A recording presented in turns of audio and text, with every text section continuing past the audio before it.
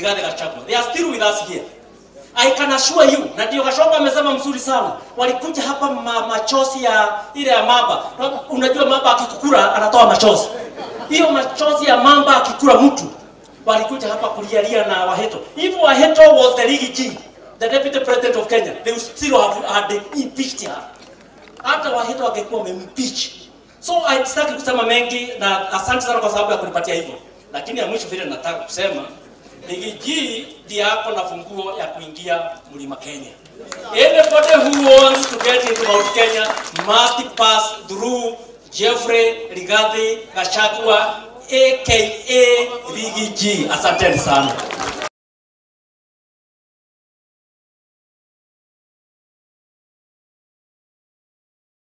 Thank you, Speaker. Speaker Cairo, please, less than a minute, please, tafadhali. Thank you very much, Speaker. Bwana Yesu asifiwe tena. Mimi nilikuwa nimepatiwa nafasi wakati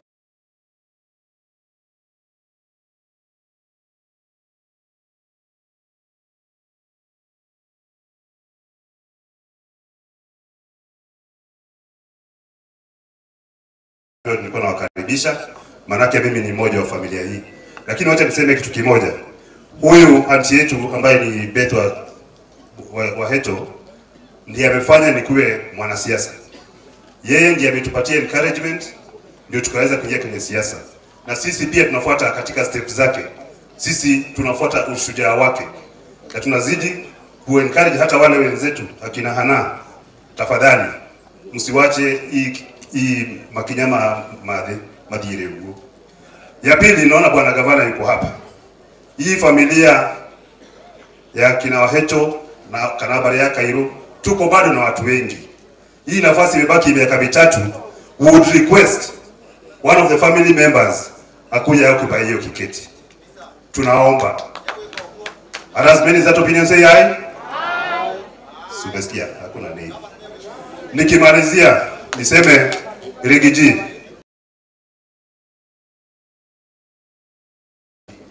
Na tumekuwa ndani ya Jubilee. Na tumeona katika chama cha Jubilee kuna mngwana mmoja ambaye akisimama kila wakati anasimama kuongea mambo yako. Sisi tunajua mkuu wa chama cha Jubilee, party leader, ni Uhuru Muigai Kenyatta. Na Uhuru Muigai Kenyatta hajatuambia tukose kushikana na Riggy G. Manake tunataka tulete vyama vyote pamoja, muungano wote, Wiper, Madhakarua, Matiang'i, Natembea, Wamalwa, Riggy G, wote washikane wawe kitu kimoja pamoja na Jubilee. Kwa hivyo sisi tunakuunga mkono. Mimi kama Cairo, mimi naitwa Cairo the 4th kule Nakuru. Naitwa Cairo the 4th. Cairo the 4th governor of Nakuru County. Tunasema tunakuunga mkono. Tunasema asanteni sana na watu wa hapa. Nimesikia wengine wanasema pale one time. Nataka niwaulize swali. Niwaulize swali. Eti kuwa hii mambo ni ya one time na tutaongozwa na kiongozi wetu Rigathi Gachagua kuondoa hii serikali kwa one time. As many as that opinion say aye? Many of the opinion say nay. The ayes have it. God bless you. Asante, Speaker Cairo. The staff wa County Assembly of Nyandarua, colleagues wa Waheto, simameni penye mko mwetu. Staff, members of staff, asante sana, hao walikuwa wanafanya na Waheto. Nimemaliza. Your Excellency, I only have very few remarks. Waheto was our colleague. We bring our condolences on behalf of the County Assembly of Nyandarua and my condolences. Tulifanya kazi na yeye. She's a fearless and a gallant soldier. We have lost a leader. Waheto would say it as it is, in black and white.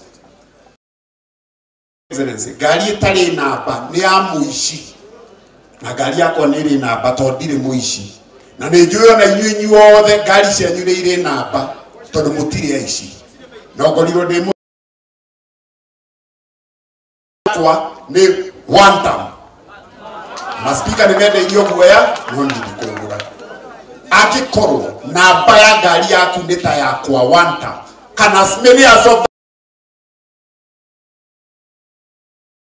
Thank you muno. I give the mic back to the MC. Asante sana. Asante sana Bwana Speaker. Your Excellency, with respect, allow me to invite Dr. Philip. Dr. Philip was instrumental on that particular night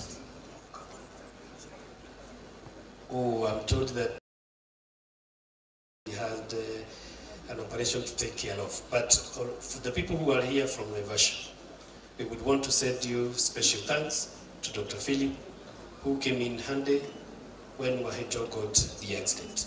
And all team of doctors of Naivasha, we really want to thank you. Whoever is Jane Kiara agreed to that we send you to Dr. Philip. Please ensure that he gets our message of thankfulness. At this point, Your Excellency, I would want to invite our senator, who is going to take up there. But as he comes, mimi yangu ninawaambia kila wakati. Mimi nawaambianga kila wakati ati sisi hatuogopi kusema Kasongo ni Wanta. Watu wa engineer mnajua hiyo? Si mnajua hatuogopi kusema hiyo? Na sisi, Your Excellency Legaji, and on behalf of the MCAs, most of them, I want to tell you with clarity, ya kwamba the things we have seen in this country are unprecedented. And somebody must sit and ask himself, specifically William Ruto, why is it that the children are complaining, the parents are complaining, the church is complaining, the hospitals are not serviceable? When you realize, there's a time Speaker Dego Ahome used to tell us that there's a common denominator. When you realize that you are the common denominator of the problems affecting the country, the most honorable thing to do is to excuse yourself and simply wake up one morning and resign. Sijui kama tumeelewana hapo.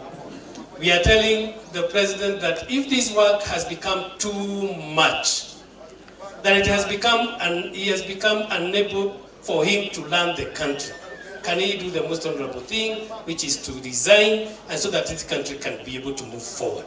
I'm Mwangi Geshoke from Engineer. There's going to be many discussions between myself and everybody from this particular constituency. Godspeed. I want to invite Honorable Senator Methu to take over from there.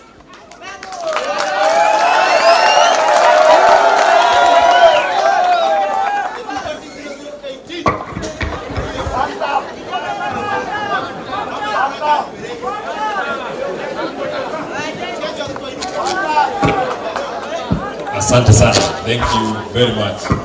Father Witu, uria uratutogoria muthenya umuthi, Father James Wanjohi, na ni kwenda gucokeria ngatho makiria ndu wa utwitikiria tukinyie ndugiriria macakaya ya family ya Mheshimiwa Wahito, Your Excellency Mama Witu, Mheshimiwa Rigathi wa Gachagua, na atongoria othe ni mutite gavana na aheshimiwa aria kimuri haha, na family ya Mheshimiwa Wahito, Hana Washake na Skyra na family yothe aria muri haha, na aheshimiwa aria mararuta wira na Mheshimiwa Wahito, andu aituthe ajabine mwathani agocwo.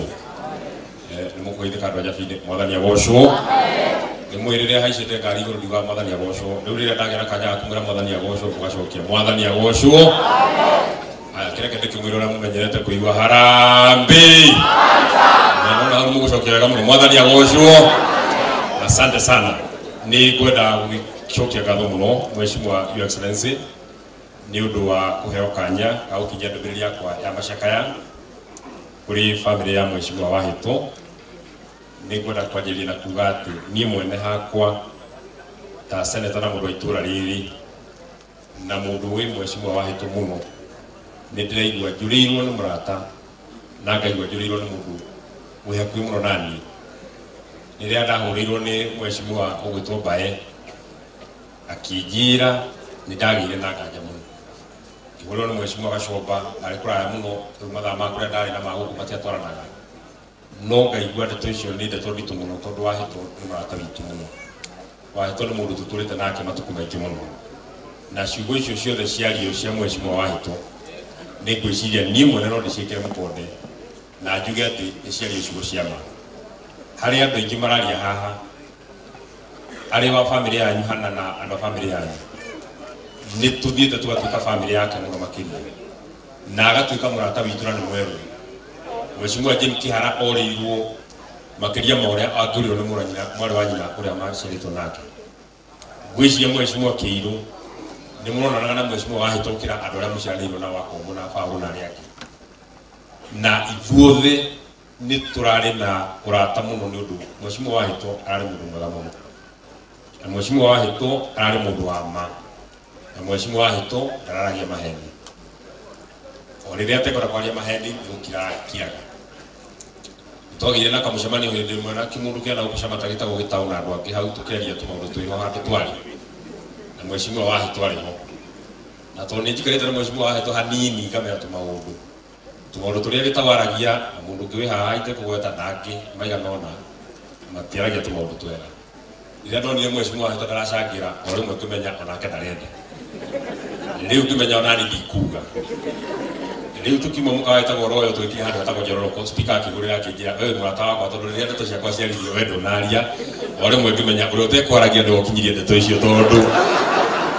ndarendete ndeto cia maheni ni twiriga guthie kwa muthuri wi haria witagwo Sonic tugiikara gwake na ni murata wa Wahito muno na Sonic no kwire Wahito to you was a very true friend na ni akwendete na ngoro yake na ni uwe twathire gwake muthenya umwe turi ona andu angi mario haha tukiina mugithi nginya thenya cia tuku na mheshimiwa Wahito that was mheshimiwa Wahito for you riria mundu uyu ratonyarira na ningwiciria ona keremo ni agirwo gakiraga uguo geciria uhoro wa kuria tumarite nake riria hatikitwo ni mundu uyu areta my brother o muthenya itagwaraga wa Odinga agika maandamano o muthenya ukirwo ni kubangitwo njaru ciume o kuria kwao hivi gathe maandamano kuria Naivasha kuria Nairobi tukihurwo ni muthuri uyu gwetwo Rigathi wa Gachagua tukirwo andu amatigithukia thirikari tukionaga ni twithondekeire mheshimiwa Jane ndeto icio ni aciui muno tondu tutiaciaragia no to murakiugire kiama gitu ni gakwaria ma ni gukiaria tondu riri mutingikora tumaratwaria maemwe na mere ngi tutigua ni kugo na Wahito ni arauga twaikaria na mheshimiwa Jane Kihara na mheshimiwa Wahito nginya thaa kenda tucietereire handu Naivasha tureka ndeiguka na andu angi twakire nao tuone mekugera kwa andu acio tondu tuwe gutire njira mangigera makiuma Githumo makinya Nairobi matagerete Naivasha na uguo niguo mheshimiwa Wahito arari juzi ni maretetwo ni mundu ucio wake amakia ifu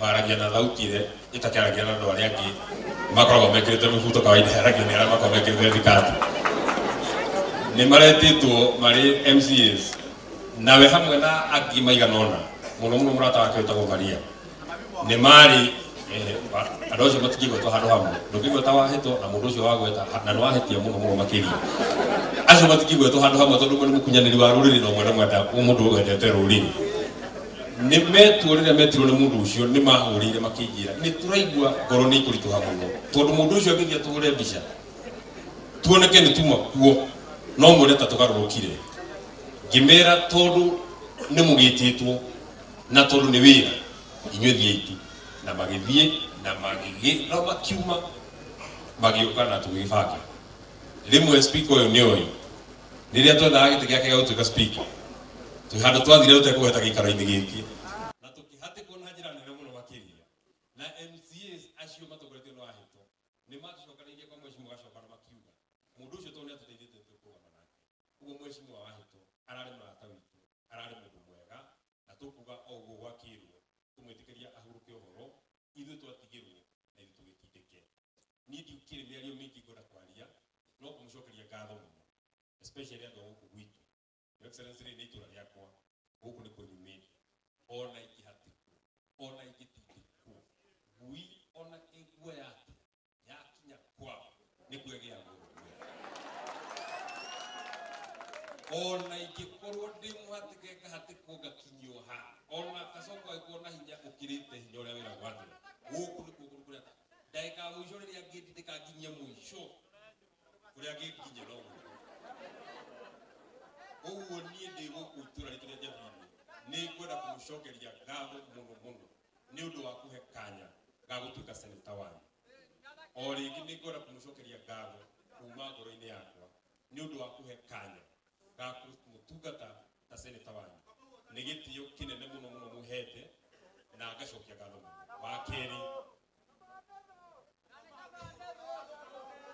wa kerĩ ngamucokeria ngatho nĩ ũndũ riria twekorire handu haceke muno na mukamenya muno nitwe kuri hano hasheke muno wewe urajira ndikojo na wewe mweje tigana hasheke twekora hano hasheke muno tugiuka huko matura-ini na tukimuria kana niwe gatuthietha pale no tuthiete ni mwetikirire ati wiro uyu tone muingi tuteithanie na mheshimiwa Rigathi wa Gachagua ati ona mwajaga matura-ini ni mugaga mwanake witu ari o wira-ini mwanyona TV-ini mukahoera Ngai muno muona uria hatikirwo mukera Ngai mwanake ucio witu muigwire tha ngamucokeria ngatho ciakwa cia mwanya ko muri andu mukitira mukiuga mundu ucio ni orire ko muri andu mukitira mukiuga mundu ucio eka kamera ko muri andu mukitira mukiuga ati ni ndathire kuria kungi no ona mwanyona your excellency ria njukite kanitha guku ngirikia guthoma tukima hau njathuri manjuragia ito no athoma guku ri Gachagua nawe tondu twakona hari athire na mundu ucio uguo ndu wa kujitikiria turute wira ucio acokia ngatho muno ndu tondike maundu mange kuongerera ndakigua uguo mwakiaria ndaigua twi hamwe ithuothe ningo no kumira muthira mbere gutuhoera muhoere Rigathi wa Gachagua na mumuhoere muno muhoere Rigathi wa Gachagua na mumuhoere muno muhoere Rigathi wa Gachagua na mumuhoere muno na mutumuhoera mukeyuragia korwo bururi uyu nduri na muthuri Rigathi wa Gachagua mundu uratuhatika agitukinyitia korwo muthuri uyu ni yethire uyu wikarite haha korwo muthuri uyu ni yethire Njira ngona Ngai atari broker ende mbeca gukira ruriri rwao ithuĩ ta ruriri tũngĩrũthira korwo endire mbeca makĩria ma maũndũ marĩa mangĩ harĩa tũkinyĩtie William Ruto mũthĩ na nĩ mũĩ korwo nĩ mbeca mũthuri ũyũ ndarĩ kĩndũ angĩtia William Ruto ũmũthĩ aimwo mũthenya no nĩ ũndũ wa gũtwenda na nĩ ũndũ wa gũtwĩciria akorwo nĩ arũgamĩte na ithuĩ ta rũrĩrĩ mũgathiaga na mbere kũmũhoera na maundu maria arabangirwo makaharagana na njira mugwanja oria rairagwire kuria giti kia AU maita mugwanja makaharagana oro uguo no kia mwisho Your Excellency Rigathi wa Gachagua, allow me to speak in a language that the President will understand. Mr. William Ruto, speaking to you from home, this is our message. It does not matter. You sent hooligans to Rukarao so that they can go and ban government installations, government vehicles, so that you can round it up and put it to me as John Medu. I want to tell you, Mr. William Ruto, you don't have to ban government installations. You don't have to ban our heritage. You don't have to destroy our resources. I am a simple man. I only work with one age, and as you have actually given me. You can arrest me any minute. If you want to arrest me tomorrow, you can arrest me. You can even get accusations of whatever nature and put them on me. In fact, if you want to jail me even today, I don't mind. But if you jail me today, these people who are seated here will still take you home. It does not matter whether you arrest me. I want to tell you, Mr. William Ruto, this is not about Rigathi Gachagua. This is not about John Medu. It does not matter what you do to Rigathi Gachagua. It does not matter what you do to John Medu. If you arrest me today, you will still be a one-term president. If you jail me today, you will still be a one-term president. In fact, even if you choose the most brutal method of dealing with me, even if you drive a bullet through this head, these people will still take you home. It does not matter. It is not about me. It is not about Rigathi Gachagua. It is about what you have done about this country. I want to tell you, Mr. William Ruto, we have been very patient with you. If there is the worst that you have planned, you can go ahead and do it. In fact, Your Excellency, I came very early in the morning today. I passed by my mother's house. It's just here, like 1 kilometer from here. I told my mother, if my William Ruto kills me today, you people must bury me with honor. He should not attend my funeral. You people should bury me with honor. Once you have buried me and I'm 6 feet under, you must continue singing wonder in the honor of my life. It does not matter whether he kills me. It does not matter whether he injures me. It does not matter whether he jails me. You people must take William Ruto home, because what he's doing to this country, if you allow him for the second time, all of us will be dead. us will be dead. Maybe finally, allow me to say this. Na mimi sijaongea ati ndio muogope. Kama kuna mtu mwenye saa hii, by the way, William Ruto does not know. The more he has us, the more he emburdens us. Kama ile mtu saa hii kichwa iko kama mawe, hata akigonga hivi haiwezi fanya kitu ni yangu. Hii hata akipiga risasi, hata naona risasi inaweza kosa kuingia. I was in Kakamega University. Alinipigia tena ndani ya gari, nikatoka ndani ya gari, nikatoka nje, nikasema one time. Niko kiti ya nyuma hapa, tuko na mtu anaitwa Kanjoli, akapiga risasi ndani ya gari, nikatoka hiyo gari, nikaingia hiyo gari nyingine, nikasema one time. And that's not matter. And that is the gospel, because William Ruto must go home. William Ruto must go home. Na mwisho, Mr. William Ruto nisikia unauliza at how do you go home? How do you go? You're asking us how do you go? How do you come? The Constitution of the Republic of Kenya has given you options. Article 137 inasema ila ukufe ama uresign ama ujiondoe, hiyo mambo yote ni it is just about you. So mimi sitaki niseme kuzidi hapo. Nikiongea maneno hiyo chumvi inachemuka, sukari inapanda, mambo yangu inakuwa namna hii, lakini muendelee kuniombea na muendelee kuniombea kabisa. We are just about there. Niko na waheshimiwa wengi sana hapa, nataka wawasalimie tukianzia na mheshimiwa Gavaitu Mheshimiwa Jane Kihara, mbunge wa Naivasha.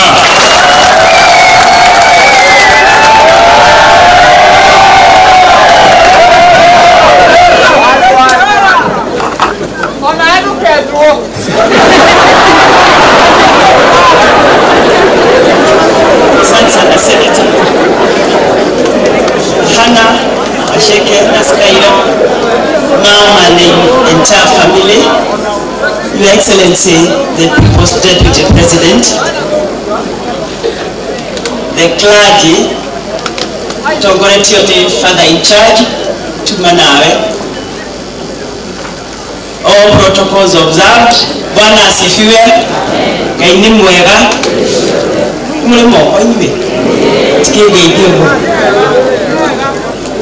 Thank you. Togo muraiwa. Jokete gugu kana doide who eulogize my very good friend, my sister, my mentor politically. Wahitoda mumenire makihura siasa cia Democratic Party na Mheshimiwa Waithaka na my late husband Tona Kenwe wakoretwo ali district chairman wa Democratic Party Nakuru na Nakuru na Nyandarua, especially huko Gwitu na Naivasha itutwaranaga na itumtaga wira hamwe. Inywe murari ohoro wa Nyandarua, wahito Nyandarua, wahito Nyandarua, ona ithuĩ wahito nĩ witũ Naivasha. Na nĩngwenda kwĩra andũ a Naivasha arĩa megũkũ marũgame nĩgetha mũmenye ona ithuĩ wahito nĩ witũ Naivasha, please.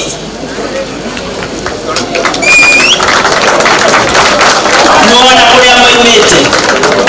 Wahito akoretwo arĩ wa kaunti ici cierĩ, ha social life na biashara koretwo Naivasha, utongoria kana politics nĩ ciĩkagĩra gũkũ. She's so close to me. Tondũ hĩndĩ ĩyo Mheshimiwa Waithaka oiga, when my husband died gĩtuĩka nĩ niĩ ngũrũgama, Kibaki akĩra Waithaka oke atongorie campaign yakwa, okire na Wahito na kuma hĩndĩ ĩyo, that's 22 years ago, tũtirĩ twatigana na Wahito. Tũkoretwo twĩ hamwe, tukaruta mawĩra maingĩ hamwe.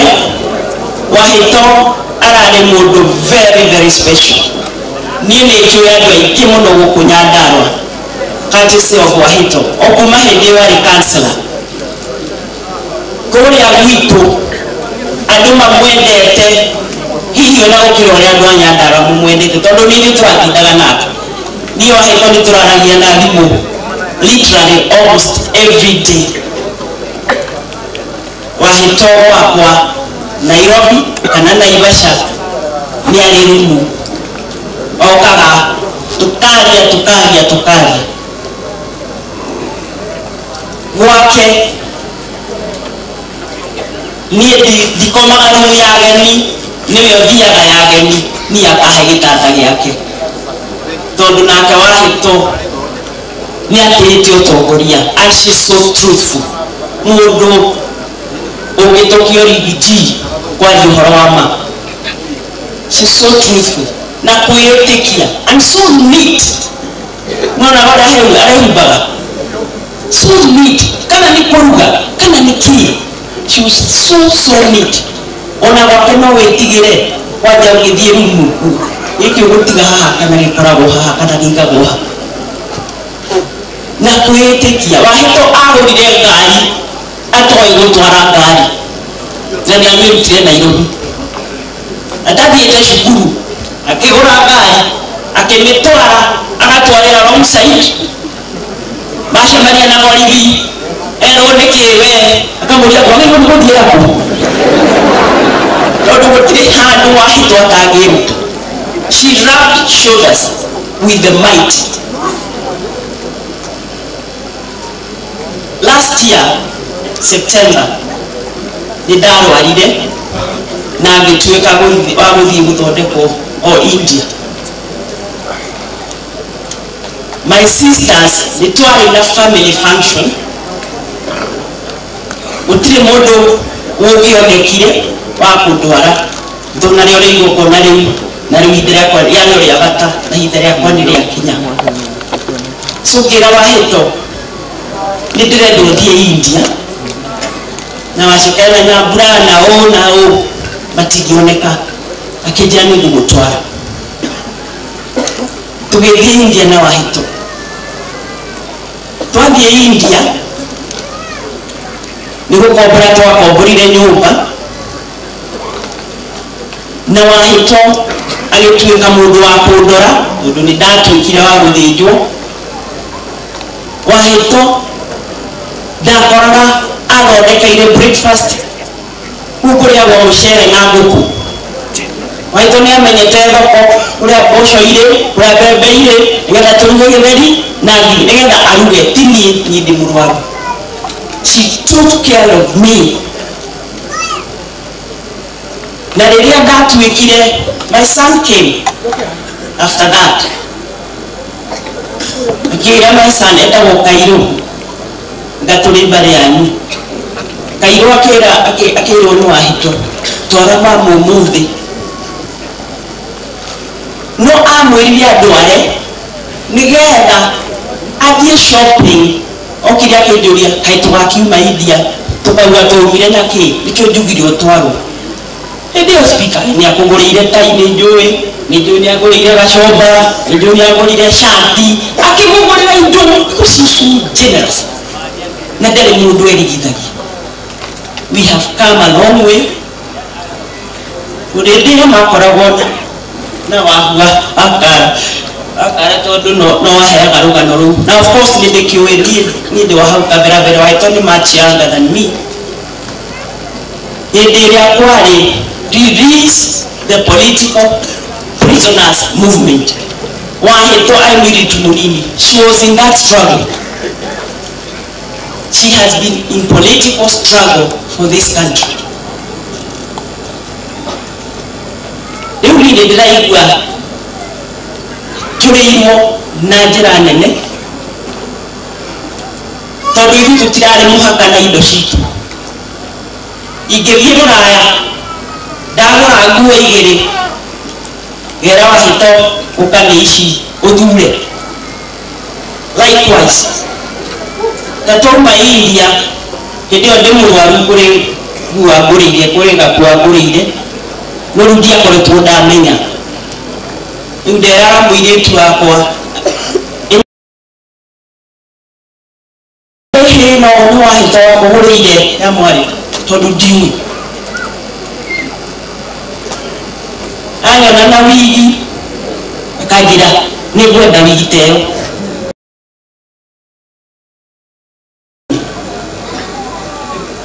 na ti atĩ ndĩmũgũrĩre nĩgetha tũgacokanĩria mbeca kana kĩ it is just because she loves me, I love her, we have gone a long way. Ciana ciakwa na Washeke, they are close. Skylar, my grandchildren came on with Skylar because she became one of us.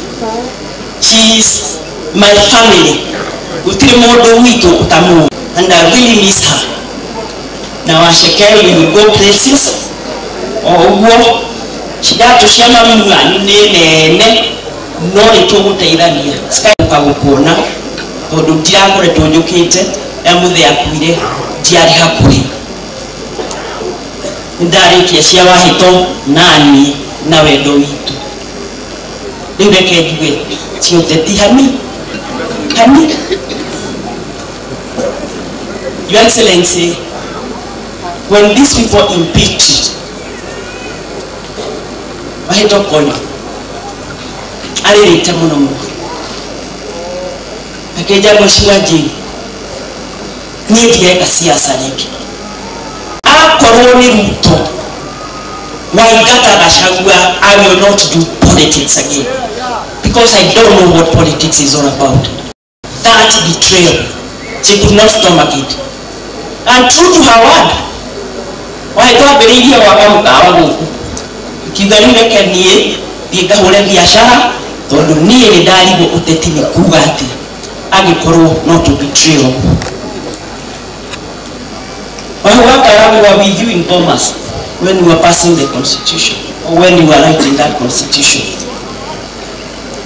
And why that chapter of election of the president and the deputy in one ticket was to make it difficult for any president to sack his deputy, because that used to be the norm. Remember, there was a time Marehemu Moi stayed without a vice president for 13 months. Nalea amu appointed Mheshimiwa Late Saitoti agituruma gitura nida akimuzumira deputy vice president akaloni mukwogera kimamega ini. That's what Moi said. So we see, so that we make it difficult, let these people be elected in one ticket. Nominated, you are elected in one ticket. If you are haha, to amuduria ni ondo tikiti wale tikiti yewe. But he has bastardized the constitution.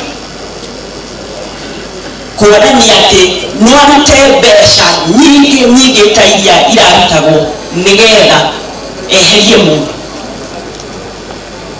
Nile dari hakuhe muno nake. Na nijibu auru because I feel very cheated by Ruto. Because we talked a lot of things. I know what Rigathi went through. Tukimurumira tena wahito agashoka agatushonora, because this is who he was. Ubwo Mheshimiwa Nyakarauga no kuhenia tuhenirie, this is who he was. And agarigio ni gachagua ndio kwaria wega na akaiguithia na akamobilize ashokia Muigate. He is no different from Moi, the way Moi dealt with us as a community.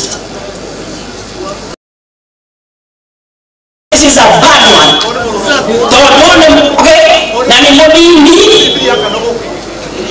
lewo ni moru, nani iwani ni keroko kemu aheshimiwa a community itu. Nina mabekele message. Kemera, please. Don't just say Rigathi here. See the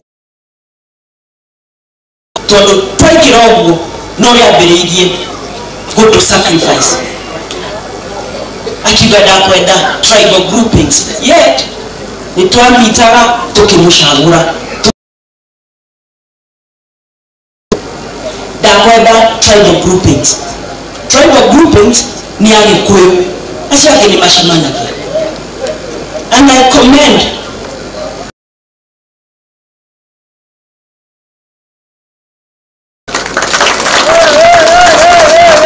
inyuĩ no inyuĩ rĩrĩa gwetanirwo MCAs Kenya Murang'a Mutathi, and you have stood that ground. Inyuĩ nĩ inyuĩ mau rĩrĩa rĩtũ gũthiĩ nayo nĩgetha twĩhonokie ta community, because Ruto does not mean well for us. Onacio aratwĩra ithuĩ tũtingiuma thirikari, ithuĩ tũgũikara thirikari-inĩ, no amerire tũimire tũtiumire no kũmĩkararia twamĩkararirie. Akaithuĩ twokĩrire, we are not out, we are there, but you are telling them you cannot kill our children. Tukire tukiokia githomo tukire thirikari gũtirathondekana tukire tũingara hau tũrĩage ũboco. Is it possible? We can't. So my dear Waheto, fare thee well. I will miss you, but we'll keep fighting, because that is what you would have wanted us to do. God bless you. God bless everyone.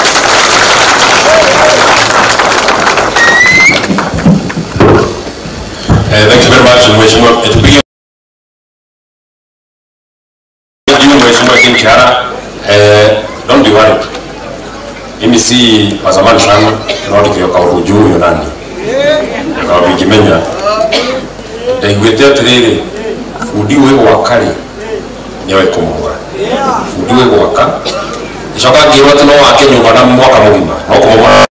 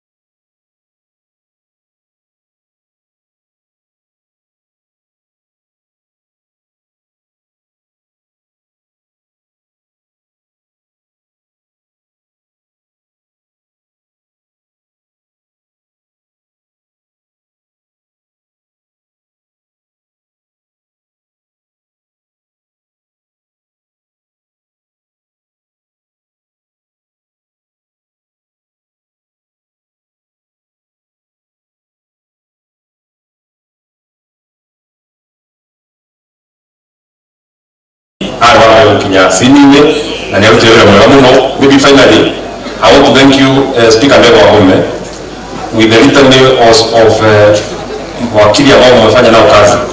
Tondu wiro uyu waka soko ni tukubatara o mundu arute na kiria nakio na o mundu na kauge karia nako riria ana kitumani kwa His Excellency akawa kia DCP na by the way huko aspirant yesho kuona haha othe yake wa kia DCP tugeretie kwenda kamundu kathirwa mana kiama kingi tiga twagicira na mundu gutiri kamundu na kamundu kare kare ingeria ona ogere ngwe no magire kuruga matondu ndiamenya magire kiama na muze na mwana kama ataka kuruta goruga au mahare na tondu twete na mbere ekitheki gotukia watu maisha na mwana yudie rundi hapa ni aruta leo pia ndio kanuni na kwa ndio kama makini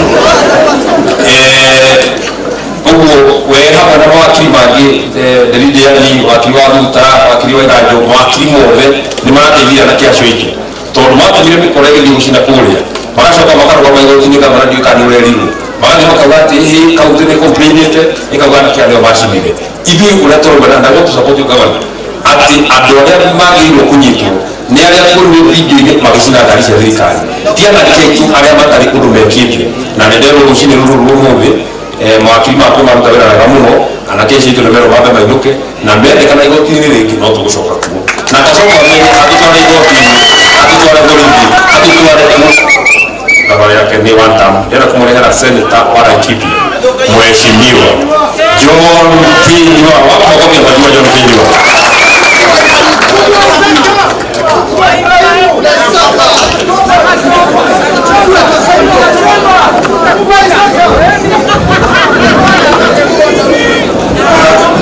Asante sana kwa familia ya mwenda zake Wahito pamoja na Deputy President wetu Second of Republic of Kenya pamoja na mapadri wetu tukiongozwa na baba paroko James Wanjohi pamoja na Father Kiari Kigamba na viongozi wote walioko hapa, Senator wetu John Mbebo pamoja na gavana wetu pamoja na Jane Kihara na nyinyi wote kwa jumla. Tumsifu Yesu Kristo. Mungu ni mwema na kila wakati. Bwana Yesu asifiwe. Mimi kwa familia nimekuja kuleta risala zangu za rambirambi kwa Wahito kwa sababu Wahito nilimjua akiwa diwani na mimi nikiwa diwani mahali kunaitwa Mutara huko Laikipia. Na nikasema ya kwamba ni mpaka nije kwa sababu akufanya kwa dhiki ndiye rafiki. Nikasema nije nilete risala zangu za rambirambi. Lakini hii ndio njia. Hata japokuwa nimepita katika bonde la mauti msiogope chochote kwa sababu Mwenyezi Mungu yupo pamoja nanyi. Na mimi nakumbuka mwaka wa 1968 Novemba tarehe 26 kulipigwa nderemo 4 mkasemekana ya kwamba kumekuja msichana ambaye anaitwa Beth Wahito. Na wakati huo ndio nilijua huyo mgeni atarudi kwao. Kwa hivyo siku ya leo tumekuja kumrudisha mgeni kwao na kwa kazi nzuri aliyofanya. Father Wanjohi, nikubalie kwa sababu nikiongea na Kiswahili natumia akili yangu. Nikiongea na Kikuyu natumia roho yangu. Nikubalie nitumie roho yangu ndio niweze kuongea na hawa wangwana. Adoto muthenya wa umuthi. Modo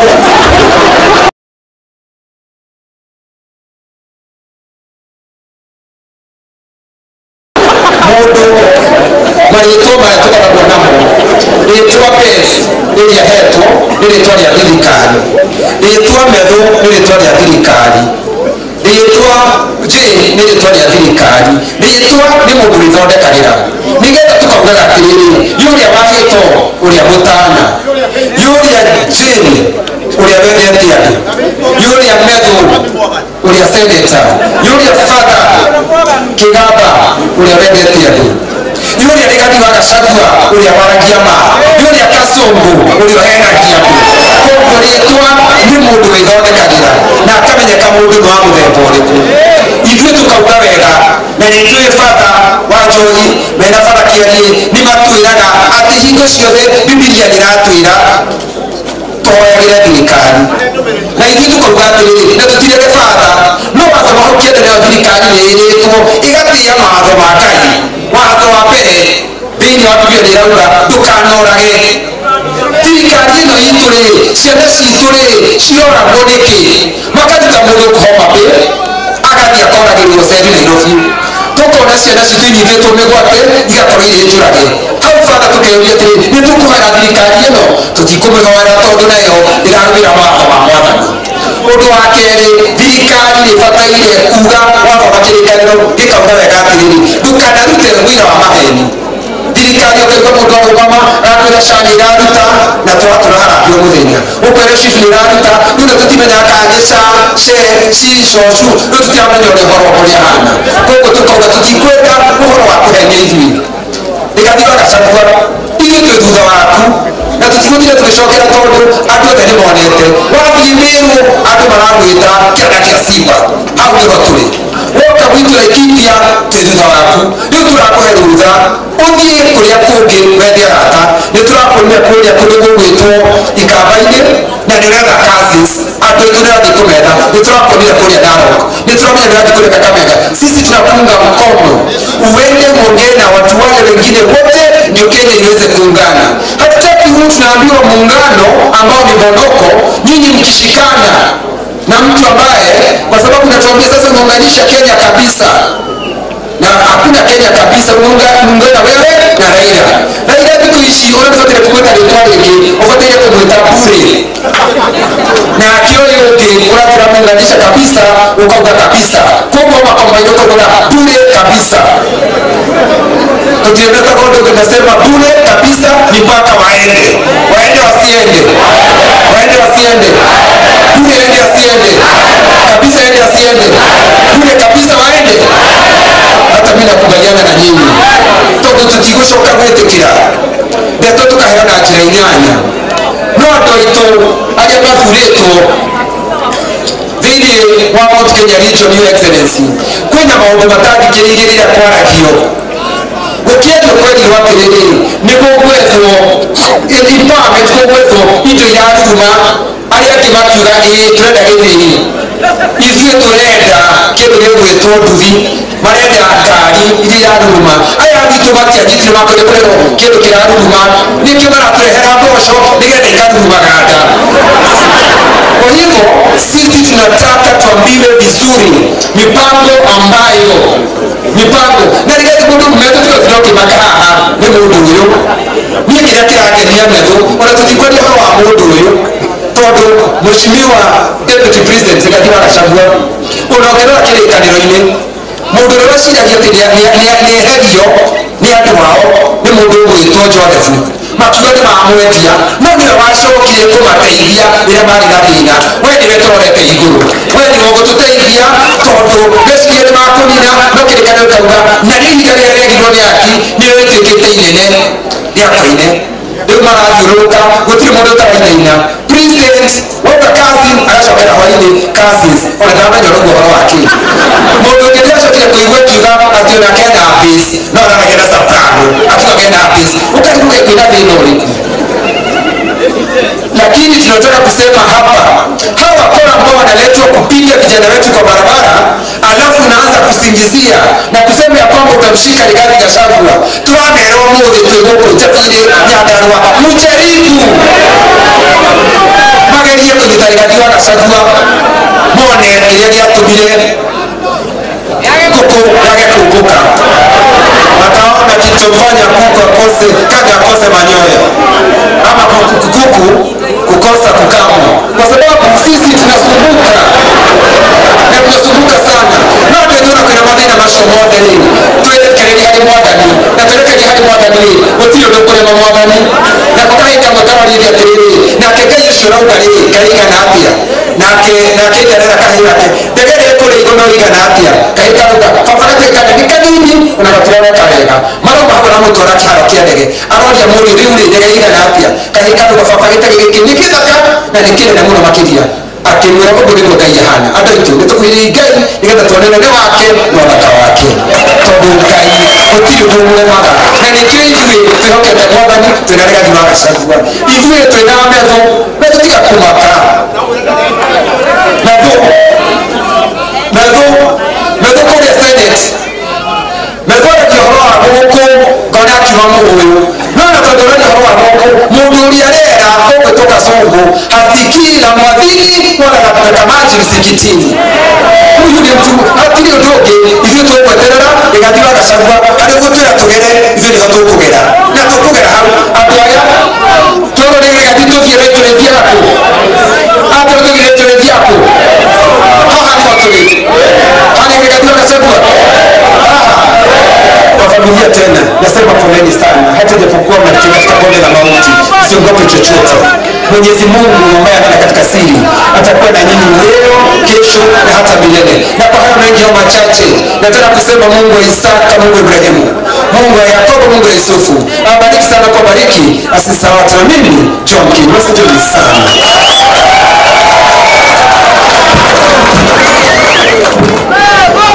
thank you muno ni kurikia faba tukiriririe ni kurikia twarikia ni korwo ni kanitha-ini turi andu makoragwo na ngathi kwanjagia na Sunday school oka CMA oka CWA oka matia kogona-ini anataka kutia mishuma oka faba oka dina kwa kina din ashoka ukinya bishop wakinya mtoto mwana na yeye kile kwa siasa leo kile ndio kwa kitwale kitwale ukinya ndio twale na mafala ni na Kenya ni mafala bishop muke ngela tukije kwa kitwale kia na kinywa in fact I want to help you hiyo watu hawaitwi bure bilashi hawaitwi bure kabisa tayari wameshajipatia majina siku ile ya kura tulikuwa tunapiga kura Raila alituambia Ruto ni nini Raila alituambia Ruto ni nini haya na yeye siku ya kura Ruto alituambia Raila ni nani Raila alituambia Ruto alituambia Raila ni nani sasa ndoa ya mwizi na mchawi waende wasiende unajua ndio tu hivi ndio nini kwa sababu ni mwizi na kwa sababu ni kwa mambo hapa na kama kile hapo kwa kuelekea ndio kuna husbands wawili hapa mmoja anaitwa Temo anatoka Kasarani I think I've seen him somewhere kuna mgoli wa Muya ndio hapa na kusimama kiti ya woman rep na hiyo watu wote mheshimiwa Rigathi Gachagua ni wa DCP ile kitu tumekosa kabisa ni mtu anaweza simama na chama kingine watu wote hapa ni watu wa DCP mjini hukera kuwekelea hau sisi tunataka kusema tumeshukuru sana thank you very much your excellency for coming to honor our daughter for a long time umekuwa rafiki ya watu wa Nyandarua hata siku ile tumekuwa na shida nyingi umekuwa rafiki wetu ya watu wa Nyandarua na sisi tunataka kuwashua mimi kama kiongozi mwenye kutoka sehemu hii ambaye ninatembea na wewe mahali kwingi sana hapa Nyandarua tumekubaliana tunafanya mpaka ile mapping inaitwa ya village ile village ndogo itura ndio ndio magidi itura na kuja itura tukorania hii hapa ukoru hebu wewe tu ungedura mtu yani tukorania group ile itura ndio ndio itura ndio tukageshani ndio ndio ishaki ndio sub location toma sub location to location toma location to division toma division to sub county ndio county ya Nyandarua hakikali ya Mungu atilia kutokura nitukorania muno mundu ucio amwikiria kura ri au no ngane twaiguithania ithuothe utimu kumugura na wakeri ithui tuikaraga otwete tuharajeshi wauka turore na guku mara moja wauka turore na guku mara moja ĩno watuire tuikarage ũũ ĩno wageithania tuikarĩte ũũ ĩno mũndũ wageithania kana nĩ tuikarage ũũ mwathani agocoka irio kwĩ gacoka kwa mũndũ kwa kamera rocio ũguo kwani ama andũ a Nyandarua ithuĩ tũgũthiĩ na mbere kũnyitĩrĩra nĩgetha tũcokie gĩtĩo na tũcokie maũndũ marĩa makĩrĩ ma matũũra maitũ na tũtigũkĩrĩra gwĩkĩria hau nĩ ngwenda na gĩtĩo kĩnene ndĩmũcokerie ngatho asanteni sana niĩ ndirĩ na ciaca ingĩ kwaria nĩ mwene ndĩciaragia na nĩngũciaria mũno na nĩngũciaria mũno na nĩngũciaria mũno na nĩngũciaria mũno na nĩngũciaria mũno na ndĩciarie mũno na ndĩciarie mũno makĩria no kaũka mheshimiwa Gachagua nĩ ngĩriganĩrwo kĩgi mheshimiwa wahĩtũra nĩ kũgũra kũrĩkia nako mheshimiwa wahĩtũra was so honest such an honest person atĩ rĩrĩa ndahoire kura cia gũtuĩka senator 2017 we ndanyitaga mbaru acabotaga mũrute gũgĩthiĩ ũguo na tondũ tũtindaga nake na Gachagua hĩndĩ ĩyo na nĩ mũrata wakwa nĩ aria gwĩkũnjikati anjĩrire mũthenya ũmwe na agĩtaga Gachagua nĩgetha akona mwĩra akĩnjĩra mani tondũ ndigũthura ndigagũthura ndihenanagia ke ngiri ici 10 ũthiĩ ũgũre kura ya kũheria yakwa tondũ yakwa ndigakũheanagira that was mheshimiwa Wahito for you she was that honest brutally honest na acio nĩ andũ arĩa twagĩte especially akĩrĩ kũrĩa bunge arĩa mangĩhota kuga ca nĩo makĩrĩ kũrĩa bunge aingĩ na nĩndĩramenya ona inyuĩ nĩ mũrorete mũkona ti andũ othe ũrutwo nĩ mathurire mbegũ gatagatĩ ka andũ arĩa mũthurĩte gũkũ gatagatĩ ka niĩ na mũthuri ũrĩa ndũngĩbatara mbeca gũkorwo yoke niĩ ndĩ na mĩaka gatatu mũthuri na mĩaka 64 ndũngĩbatara mbeca gũkorwo yoke gĩtirĩ kĩna ciana irathiĩ cukuru wenoka kĩna ciana irathiĩ cukuru gatagatĩ ka niĩ na andũ acio ndũngĩgĩra mbeca gũkorwo yoke ithe niĩ ndingĩbatara mbeca nĩgetha ona ndagĩũka gagĩkora gakĩmũra tondũ rĩu sande taruma mũndũ na njĩra njega na ningĩ ndoka kamũraga ũguo no ndarora harĩa ngũtiga rũrĩrĩ ngona hapana reke twambe tũtetere rũrĩrĩ rũrũ rwitũ tondũ mũndũ ndagĩkorwo atũnyarira na atũhatĩrĩria acoka atũnekera tũkenya tũnini angĩkorwo mwĩna mũtongoria ta mĩthuri na no inyuĩ mwĩthurĩire mĩthuri nĩ kũmaanisha nĩ mũndũ gũthurana na no mũthurane na gĩthurano gĩkĩ gĩkĩ mũthuri akwenda nĩgetha makateithagia wĩra na athiĩ kũrĩa kũngĩ gatigatũ maranyendete gũkũ rĩu tiga MCA manyitĩrĩire rĩ ile kau kero ndigikaragia ndĩ wiki ũguo mũthurĩre akwenda nĩgetha nĩtũndacitwarithia isitwarithie wega na nĩ njĩra igũthiĩ wega na gĩtĩo kĩrĩa ndamũnyitĩrĩria ndĩmwĩtĩre His Excellency Deputy Governor wa kaunti ya Nyandarua Mheshimiwa Deputy Governor John Magara Mwangi wa itũra ritũ acoke agĩte Governor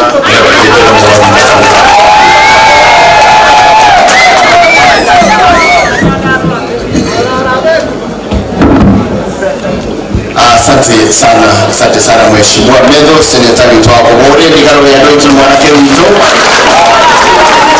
Your Excellency the former Deputy President wa Afro wa Kenya Rigiji utungata wa kanila watokoleto ni Fana wa Jogi na Father Netuandra kulingana hawa mbarata wako utungata wa kanila maito na mwiretu wa hito ogeto hana na doitora na family othe ya bare ya Wakairo na viongozi wale wengine wamekuja hapa siku ya leo tukiongeza na MCAs wetu manake wako hapa wote. I have witnessed that you have a whole house. You volunteered because of our late sister here and your late colleague. Viongozi wengine wakiongozwa na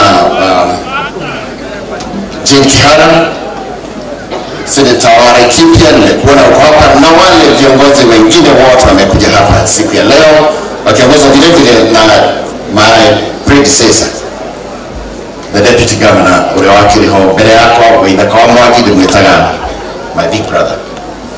Vile vile kuna watu wengi wamekuja hapa siku ya leo wakiongozwa na hapa watu wa Nyandarua, wakiongozwa na watu wa hapa Kinago, watu wa village hii Karwengi. Niseme ni furaha kubwa sana kuona mmekuja kumpa heshima ya kipekee tukimpa mkono wa buriani sister ama dada yangu. Na nikifanya kusema hilo niseme hivyo kwa sababu hapa ni nyumbani. Nitachukua fursa hii vile vile governor policy didn't recognize your presence. Niseme kwamba leo hii hapa nichukue fursa ya kuwakaribisha hapa manake hapa ni nyumbani. Nyumba pale ukivuka ndio kwa maletu wazazi wake Wahito wazazi wangu wametulea hapa pamoja tumekuwa hapa Jambini. Kwa hivyo mimi nikisoma hapa leo shiriki matore tatu yangu Draki gadina gekeno nure mukita kumuheshima nene dara hame no ina ndo makiria girithano niodu wagitio kia Wahito arani no rwatubete kwendana na ndo uguo nikugana heshima nene muno mukite juwe Wahito ni ndi muweta marome tunumuni nikugira aidoma sha tukule toto ya kuimu nake Muribiro ina kama wakiakia Wahito aliingia kwa siasa mbele yangu ya Excellency 1992. Mimi niliingia siasa wakati niliwania kiti cha hapa Kinago cha bunge tukifanya pamoja na Waithaka Mwangi 2002. Wahito hata akiwa mdogo wangu aliingia 1992. Miaka 10 difference. Na mara nyingi maita majini mara Wahito ni koleto kimu ya kila ole mlini wako atodu. Wahito was gifted. She was very wise. She has wisdom. She had wisdom. Na muromuro kisiasa. Mara nyingi mimi nikipata nikimuuliza hapa ni aje. And many have talked. Wengine mwari tina mukaira Wahito arari mudo to boyuga metoma kina na ona Waithaka wa Mwangi kubita mtu mwaminifu focused mudu inorume na atu akwari agoro yari ngoro yake na nuru wa ngoro yake ara gioma Wahito arari na mudu mwanya muno juge twahodaga twathi 5 o'clock in the morning mutu no show happen kana wakihana na dukiri na Ibasa nikamwona pale dada yangu pale nikaenda hata police station vile gari ngongwa na tukawa tuna huzuni nyingi sana na utokugagai maito geye kaga kwenda gwake hana ogikia maithogo mwili tu hana nirona abashomoki te ukurudo investment ya maitu maitu guo ogito Wahito nado mundu wa mwanya obo nigo tatugeta hora na igoro shitu muno toro gai anachirire kwenda tutije muria kiuria no Wahito ni gurikia na njuge arara giore ona kwagirire na uaminifu wake. Wahito ni jika siasa ciakwa 2002 2007 2013 ni Wahito Jane tutiri twagucia mwena umwe na tukumenana one my sister no ni njira utagwa ngatwa kiuga ni mathara jagu support wa mundu bitu wa ithaka twajania nake kuma 1992 na tondĩ ndona ũru wake rĩ ngĩkĩ ĩkĩrĩkania kũhũra no ũrĩa tũngĩka we wĩke siasa ciaku ya my brother lakini tũrĩkĩgucagia mwena ũmwe na wa ithaka no 2022 rĩrĩa ndĩrire wahĩtwo tũranyitana gavana Patricia deputy wa ithaka wahĩtwo ahũrire thĩ mũno agĩkena mũno my brother ndĩkuona nĩ hĩndĩ wakinya harĩa nyendaga I will support you to the end and that is what happened. We were good friends ningĩenda kuga wahĩtwo ngai akwĩge handũ hega kome kwega kuraga mbura hana tũrutaga wĩra nake wabici ya hana ndĩrĩkorana na gwakwa ngapika we are together ona kĩrĩa wega wabici yakwa ndĩhana nawe woka tũkaranĩria hau rĩu niĩ ngĩhana mambaguo mũndũ gwĩtwo hana kwa hivyo tutaombea Mungu awe nanyi ngire ikienjuge tondũ kwenda kwa maũndũ maingĩ tũrona mathaa nĩ mathiĩte mũno ndamecaga tũthiĩte mũno mathaa nĩ mathiĩte mũno no ũrĩa kũrĩ your excellency Rigi facts will always remain as facts na uma kwĩragwo kĩhoto kiunaga ũtakĩrĩ kĩhoto kiunaga ũtakĩrĩ ina nyũmba nini wakĩrĩka atĩa ina rĩtaite ndudu rĩuragwo na njugumeme and that is the language and that is the gospel that Rigi has always been talking about and he has called for unity for this community. Your Excellency Deputy President, is not far-fetched. We as a community, our unity of purpose is our strength, and therefore we can hear you, we can see what you're saying, and that is where we are as a community. Our unity is our strength. Continue that way. The fact of the matter is that your brother, you are our brother. The fact of the matter is that ukiwa hapa Mount Kenya, ukiwa hapa Kinango, ukiwa hapa Nyandarua, uko nyumbani na tuko pamoja na wewe. Kwa hivyo we can hear you, we can listen na tuko pamoja. Tukwenda kwa maũndũ maingĩ kuga ngetha ndũgĩtire gavana nake ũkĩamwarĩrie tuko pamoja maũndũ mothe nĩtũramaigua na mũndũ mũgĩra ũrĩ mũhera wake mũndũ mũgĩra ũrĩ mũhera wake wohoro mũndũ mũgĩ na nĩ mũhera wohoro. He is our brother. We are behind you. We listen to you. We are behind you. We listen to you, my brother Rigi nĩtũrakũigua na kwĩragwo kwagwo itithiaga ciĩ hamwe nĩ kwendana nĩ mwendo itũ ithiaga ciĩ hamwe nĩkĩ nĩ ũgwati ũrĩa wĩ mbere. We can see it, and if we are not united we can't ever cross the bridge. Therefore twenda kwarĩa gũkĩra gũtuge nĩgũkĩte rĩngĩ thũkĩte nĩgetha tũhurũkie wahĩtwo njuge wahĩtwo witũ ũhurũkie ũhoro. Asante sana. Kwa hivyo sasa tuchukue fursa hii ndugu zanguni itakapokuikara thĩ jiungamie ministers a thirikari ya Nyandarua. Rũgamagia mũrĩ ministers nĩnjũĩ Nyandarua yothe igũkũ nĩ ũndũ wa maũndũ kamĩa tafadhali nĩnjũĩ Nyandarua igũkũ yothe nĩ ũndũ all the constituencies are well represented here. Maũndũ karuhe chief officers rũgamona inyuothe kũrĩ asante sana asante sana mauredi karuhe general. Thank you so much. Asante sana. Na rudia wĩra Nyandarua mauredi karuhe mauredi kake na nĩ tũgũkiria gavana wa Nyandarua tũmũhũre kamwe.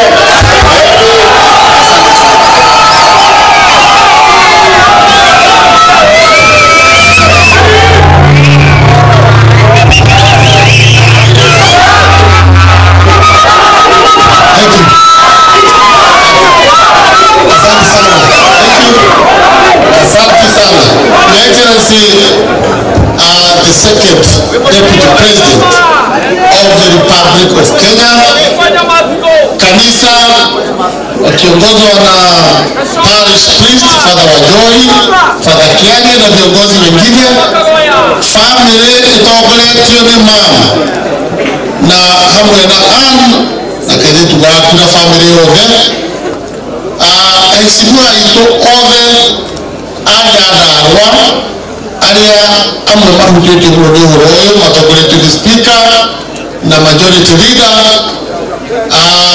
aheshimiwa aria mũtũcereire Mheshimiwa Jane, Mheshimiwa Kenywa na Mheshimiwa Senator witũ wa Nyandarua hamwe na timu ĩngĩ yothe. Tumkumbuke Yesu Kristo. Bwana asifiwe. Twĩgũkũ ũmũthĩ twĩna kĩeha na nĩngwenda kuuga atĩ ũndũ ũyũ ũkĩte ndũkorete atĩ county assembly ya Nyandarua ĩika. Nĩmũĩ thirikari ĩthondeketwo nĩ honge igĩrĩ, county assembly na the county executive. Ithuothe ta county government ya Nyandarua nĩtuorĩrwo nĩ mũndũ wa bata wĩtagwo Mheshimiwa Wahĩto. Ithuĩ tũtiroĩ ndeto ĩyo no ĩkore andũ na nĩtwakena mũno mũno nĩ ũndũ wa andũ arĩa othe mokĩte kũnyitĩrĩra thirikari ya Nyandarua o hamwe na family tũkiumagaria Mheshimiwa Beth Wahĩto ũrĩa ũratũtigire abruptly. Ũndũ ũcio watũkorire ona Sunday tũkĩgegaya tũkĩrigwo what to do. Niĩ ta gavana wa Nyandarua nĩndĩraririkana tũgĩka campaign gũkũ Jabi-inĩ twakoragwo na Mheshimiwa Wahĩto o hamwe na acio angĩ. Nĩtwagĩthire na kwa bahati ya Ngai tũgĩkĩheo itĩ na gũkinya ihinda rĩa Mheshimiwa Wahĩto kũheo nafasi ya nominated MCA, and I made sure atĩ rĩtwa rĩa Mheshimiwa Wahĩto tondũ nĩendete kũrũgama wimendrebu nao no tũkĩmwĩra we orera nĩtũgakũhe gĩtĩ. Rĩrĩa twamũheire gĩtĩ, rĩrĩa twaheire Mheshimiwa gĩtĩ, njikarĩte ũguo mũthenya ũmwe ndonire thimũ thaa 8 cia ũtukũ Mheshimiwa ahũrĩire akĩnjĩra rĩtwa rĩakwa nĩrĩeherio thĩinĩ wa list ya nominated MCAs. Na niĩ ngĩmwĩra horera ngoro, rũcinĩ tutafanya juu chini nginya rĩtwa rĩake rĩcoke. Na nĩrĩacokire na ndĩmwĩre Mheshimiwa Wahĩto akoretwo the glue ĩrĩa ĩkoretwo ĩkĩnyitithanĩtie wega mũno thĩinĩ wa county assembly na county executive. Glue ĩmwe ĩrĩa ĩkoretwo ĩkĩnyitithanĩtie wega mũno hamwe na Mheshimiwa speaker nĩ Mheshimiwa witũ wĩtagwo Mheshimiwa Wahĩto. Na nĩngũria na gĩtĩo biũ tondũ glue itũ rĩu nĩyathiĩ, glue ĩngĩ yumĩrie haha tũnyitane nĩgetha wĩra ũrĩa twanjĩtie wa maendeleo ma Nyandarua tũmarĩkie tũmũkinyie Nyandarua ĩno harĩa twendaga ĩkinye. Mheshimiwa Wahĩto ũyũ makiuga onaga haraihu ta njirabu, ũrĩa njirabu yonagwo na hau hanene Mheshimiwa kaingĩ nĩmuonaga athiaga mwena ũrĩa ũrahotana, angĩrora ciaca ũguo nĩonaga mwena ũrĩa ũrahotana na hau ndũgakoragwo. Ona thaa ici nĩararorete na akona kũrĩa Nyandarua haha nĩmũĩ atĩ Mheshimiwa Wahĩto nĩagũtigĩra wĩra wa gũtwarithia Nyandarua ĩno na mbere tũtarĩ itherũ nĩgetha ciana citũ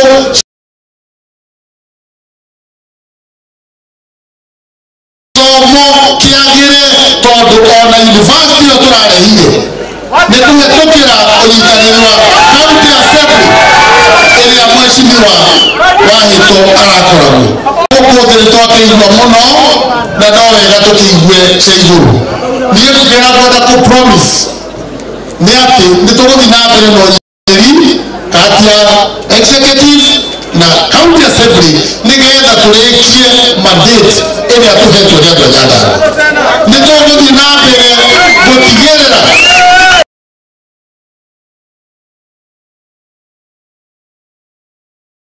atĩ kona citũ ciothe cia Nyandarua nĩciatuĩka developed. Ũguo tũgĩthiĩ na mbere arĩa tũrĩ ihinda nĩtũrĩ nĩ mũrĩ na maũndũ mau.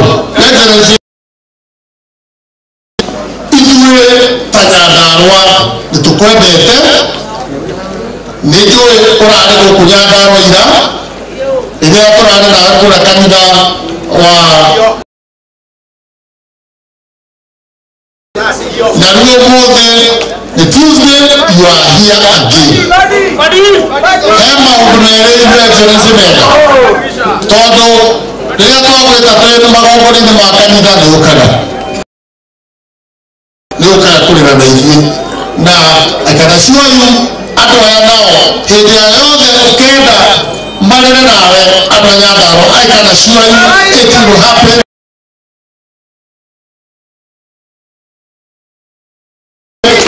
Tondũ wanatwĩkĩka mbuni kĩrĩa gĩkire Nyandarua kĩa indo cia Nyandarua gũthũkangia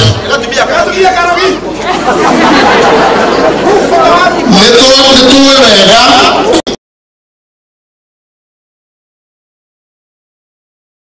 ya ngari citũ ciothe cia kaunti cikaraga harĩa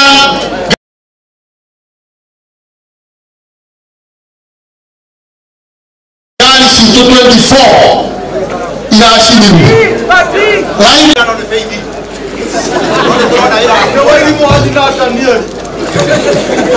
nikienda kumaliza niseme hivi, sisi kama wakaaji wa Nyandarua, wakati mambo ya maandamano ilikuja, na maandamano haikuwa na shida, sababu hiyo ni haki ya watu ya kikatiba.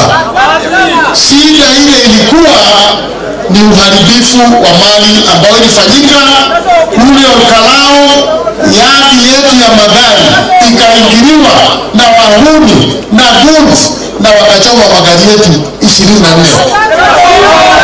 wakachoma library yetu, wakachoma ofisi yetu ya elimu, wakachoma ofisi ya sub county.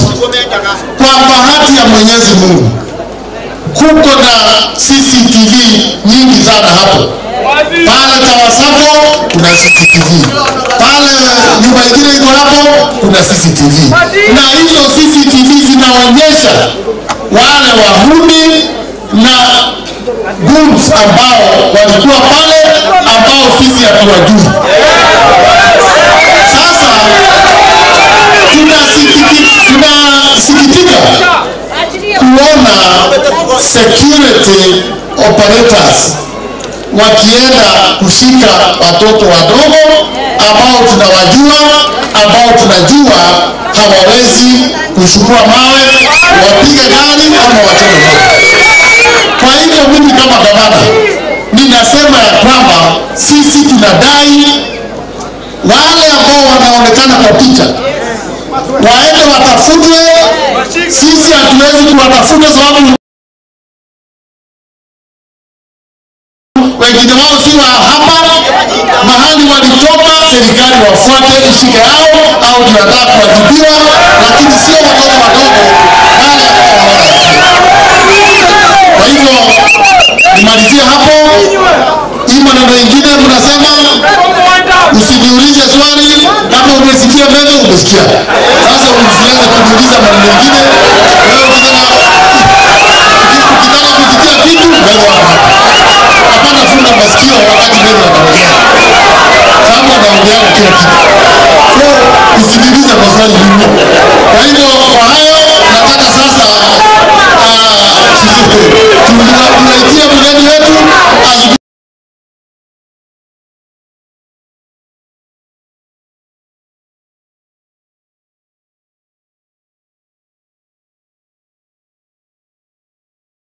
na sisi tusimame wote.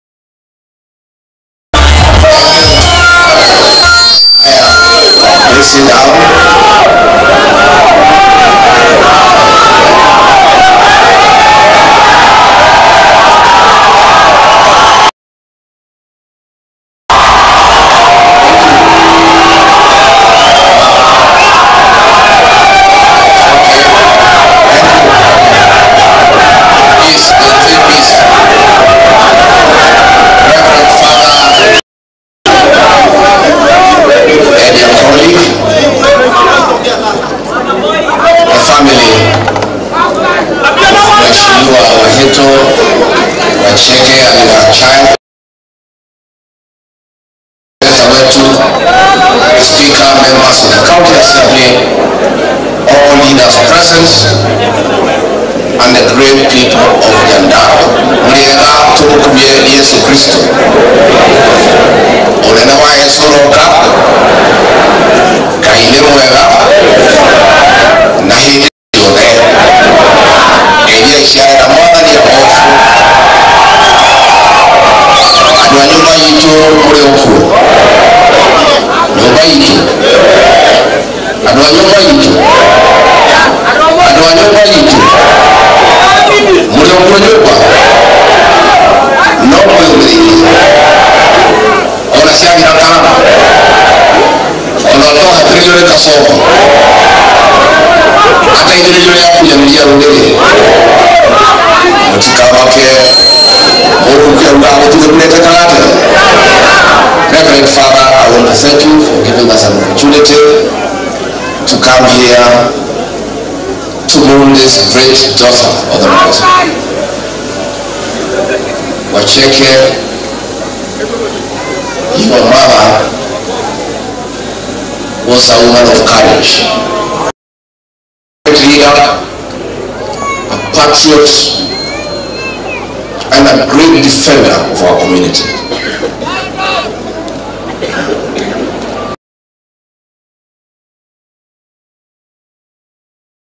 Maisheni mwako waweke tarudili nenda leo korete hapa.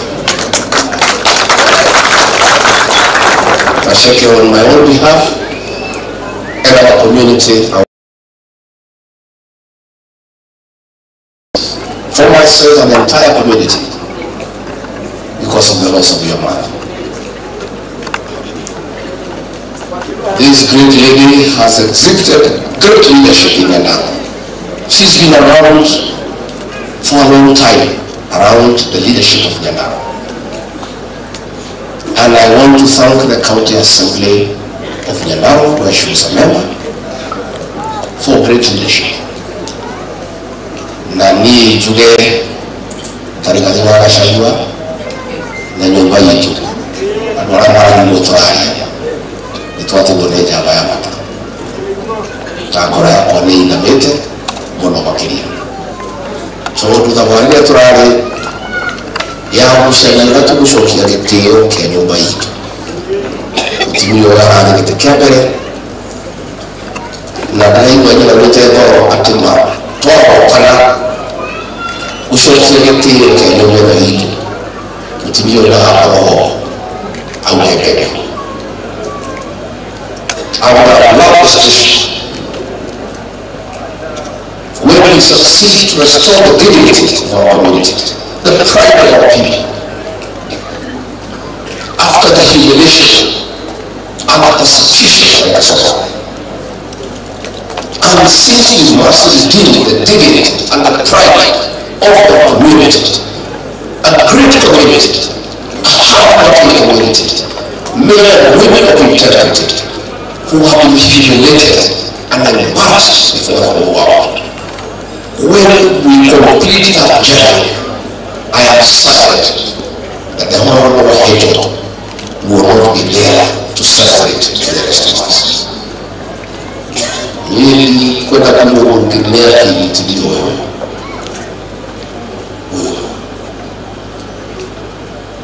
Amara na harati ya kuongelea wewe. Amara na kuongelea wewe kama wewe.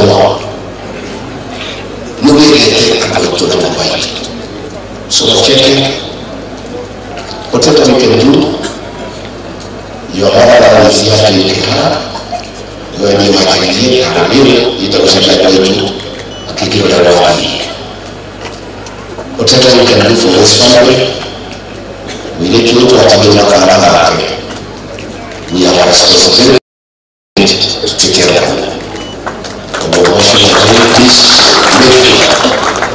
Mwana witu watile wake akamara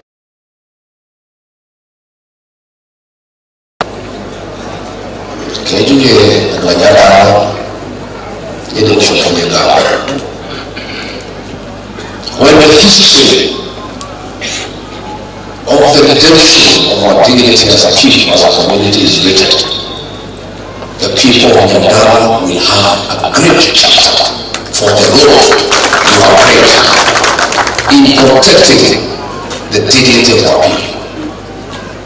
No one na no one Nyandarua kubitira gitero kyawe. Mimi ndiye nitatamkia mtu hapa.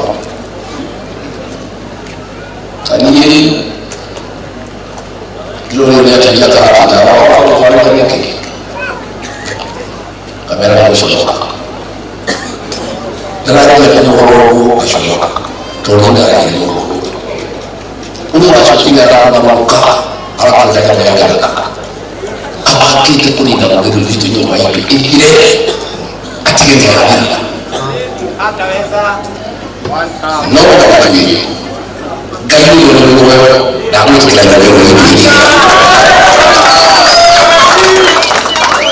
let me tell you today what's important. When I realized as Deputy President that William Ruto tunapanga kutumaliza kama jamii, he sat our sons and daughters in Kenya. All our businesses akasema watu wetu wasilipe. Biashara zetu akanyang'anya watu wetu wakapatia Wahindi na Wachina. Mimi nikamwambia sitakubali. Tukaanza kususana. Akapanga kugawanya wa Kenya East and West. Jiwa tukalie vile moja atakubalia for 24 years. I told him no, I'm not allowing you. Ndio akapanga jana ya kumtoa. Akifikiria atakimtoa atamaliza hii jamii. Haiwezekani.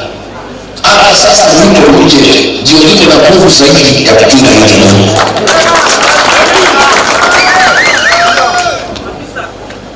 Kazi.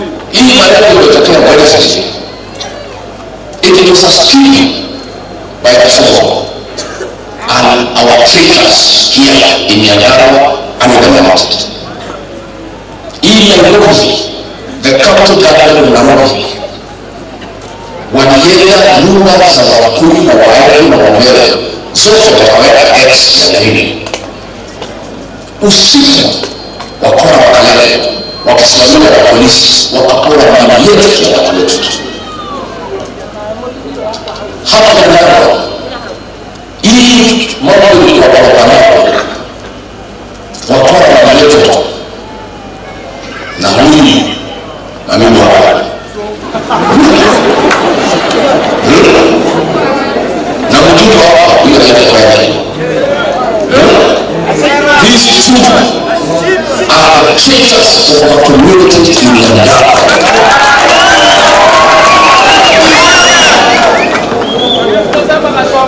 Na jambo ilikuwa huyu mama na huyu kweli na kasoro wachote vitu ya wao na wao alafu na wakilia huyu mmoja akiwabushia huyu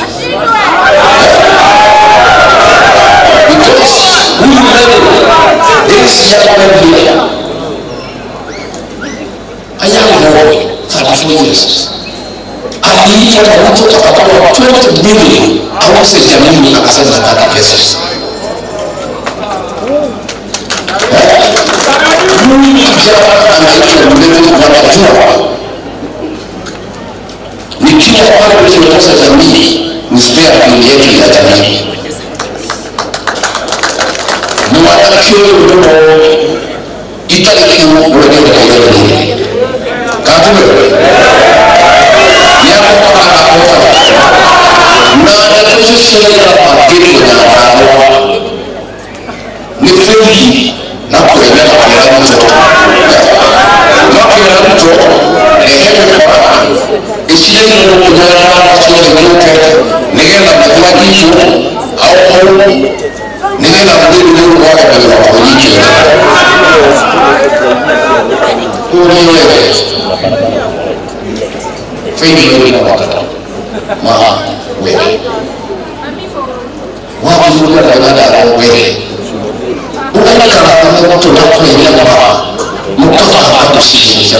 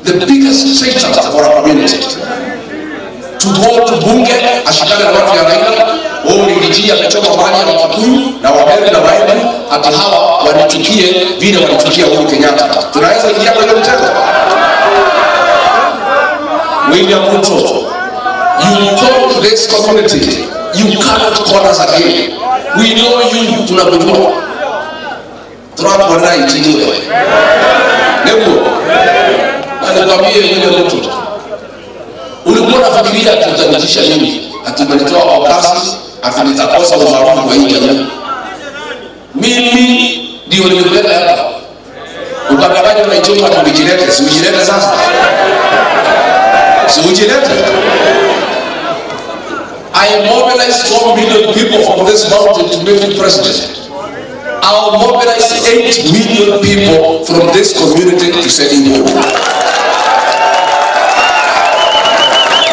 And let me tell you, at this year, anasema at Rigathi Gachagua is not about that is true. She is not immune to arrest it, that is true.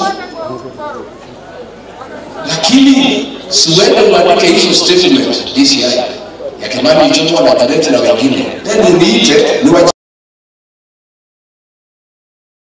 Siwacheva call them the record statement.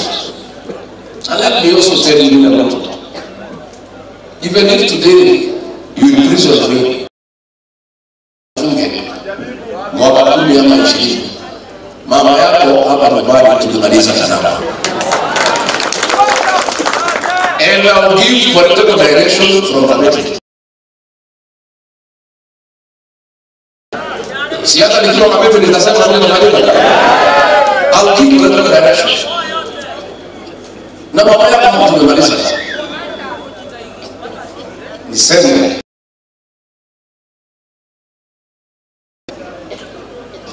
Adoji.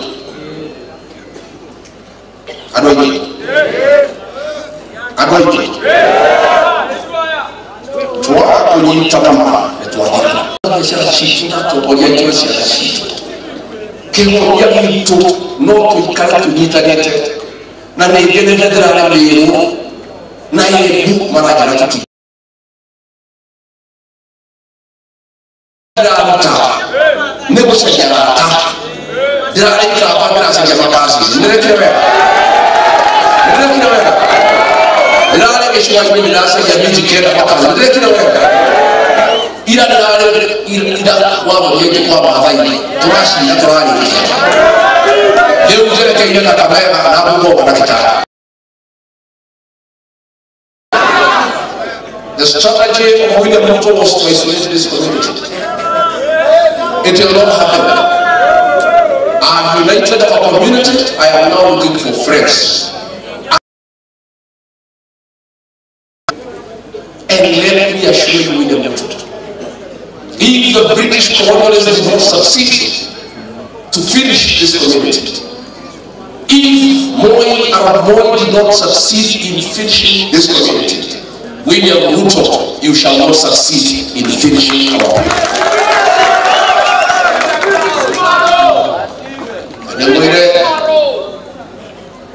To America, utafuta watu wetu nipate vile watakusaidia.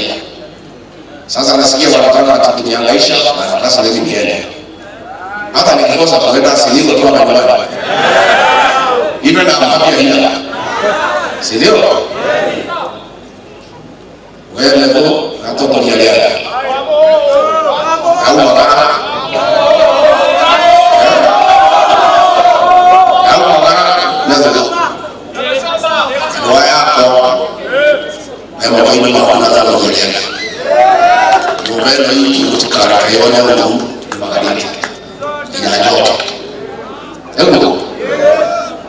And let me tell you, William Ruto, one thing I've done. I have within a short time mentored another generation of leaders to take over. Kwa hivyo hii jamii inashinda. Hata ukiniua, hata ukinifunga, I've mentored some other young leaders to take care of this community.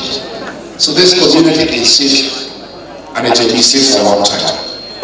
I want to thank our lawyers hapa Nyandara. Wale wanashikana wameenda pale wametoa vijana yetu. Asante. I want to thank our lawyers in Kirinyaga wakiongezwa na washairi. Wameenda wametoa vijana. Sasa mimi nataka kutoa agizo katika mlima. All our lawyers in our 11 counties and any other county where our communities are, very quickly mujipange into groups, because William Ruto has planned persecution against our boys and our children. Mawakili wa jamii yetu, vile wajana wafanya, vile wakirinyana katika kila county, by the end of the week mtekeleze group ya mawakili ya kutetea vijana wetu wakipeleka kazi. Again, wafanyabiashara wetu, nataka kutoa mwelekeo, mkuwe tayari. Tukisikia vijana wameshika pesa na sakana ya kutoa bond, unachanga pesa haraka, vijana wetu tunaenda. Kila mtu kwa hii jamii sasa fanya kazi yake. We have to join hands to protect this community from William Ruto.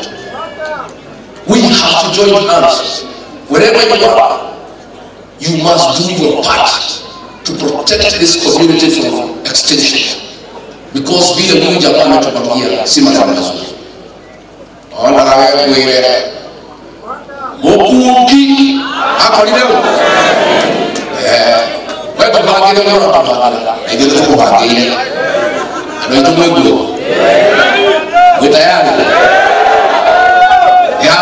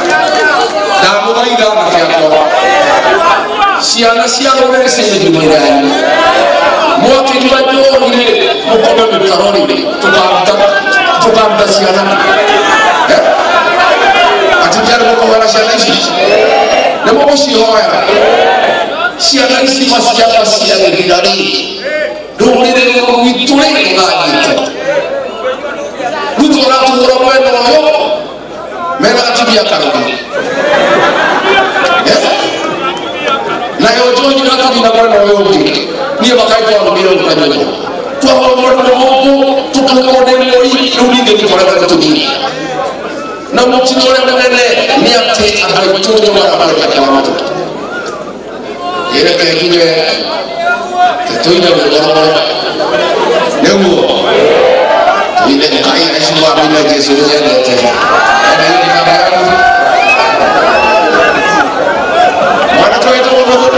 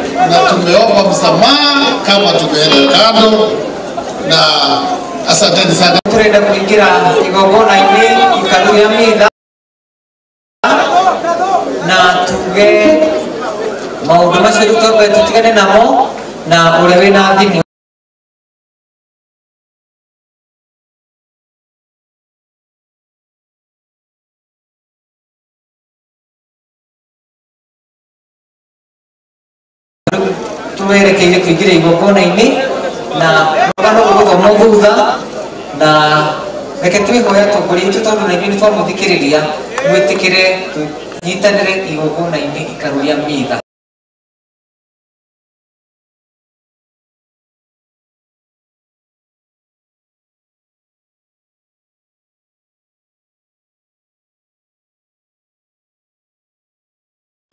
Kwaya itu na Mheshimiwa mgeni wa Muyai Father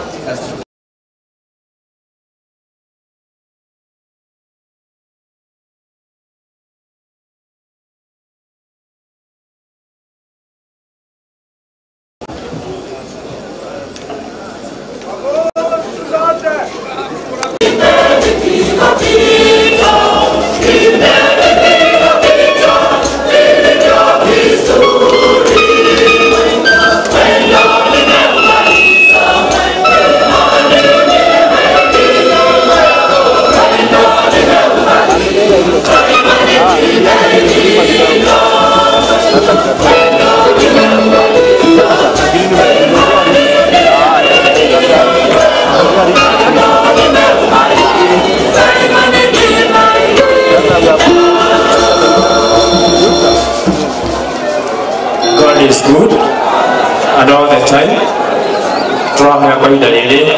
kia family ndogo na gitio kia mheshimiwa tu akurukia tutokona ndetene ya tutwagie ogora na mbere atoko ndo twahoyo twangikiriria wega na kitukiririe tondu macio mathimo mamatene twite gatathini gaitu rucio wa makiria tukona ihinda na nigetha macio mangĩ twarikia tũgũthiĩ tumĩte tũrĩkĩtie ũguo karibuni sana thĩinĩ wa igongona itheru rĩa mitha.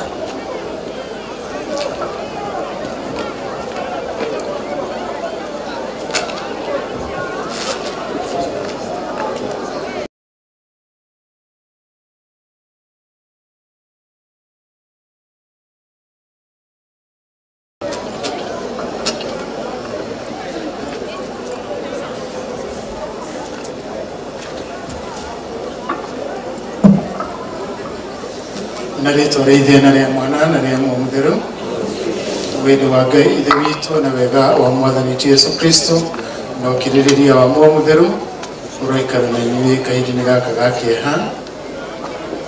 We Mwathani ũngĩtita ũkĩrora mwaganu, no Mwathani ũngĩgĩtirĩrĩria.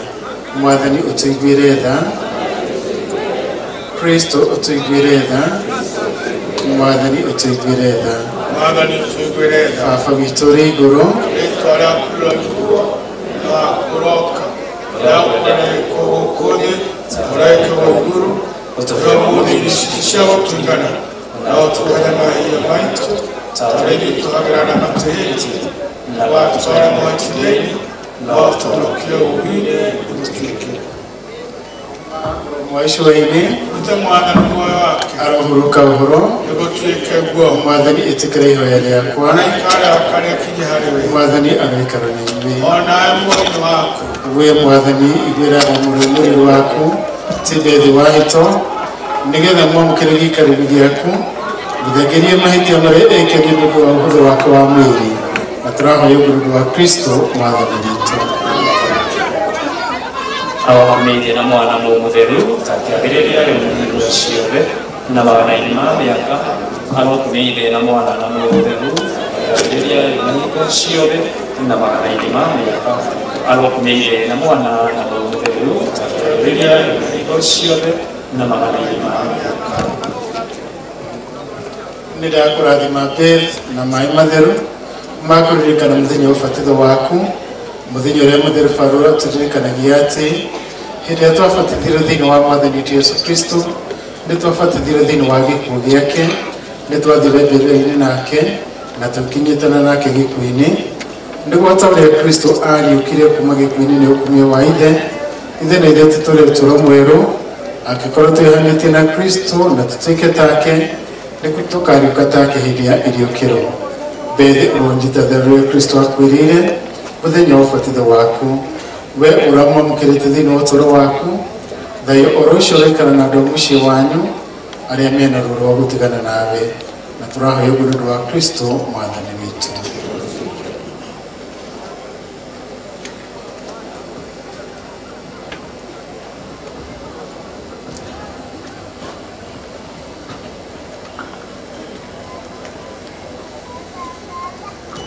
Kwa ihinda rĩrĩ tũkamũkĩra Padre Peter Kĩari ũrĩa agũtongoria nĩ igongona itheru rĩa mitha. Karibu sana Padre. na rĩĩtwa rĩa Ithe na rĩa Mwana na rĩa Roho Mũtheru.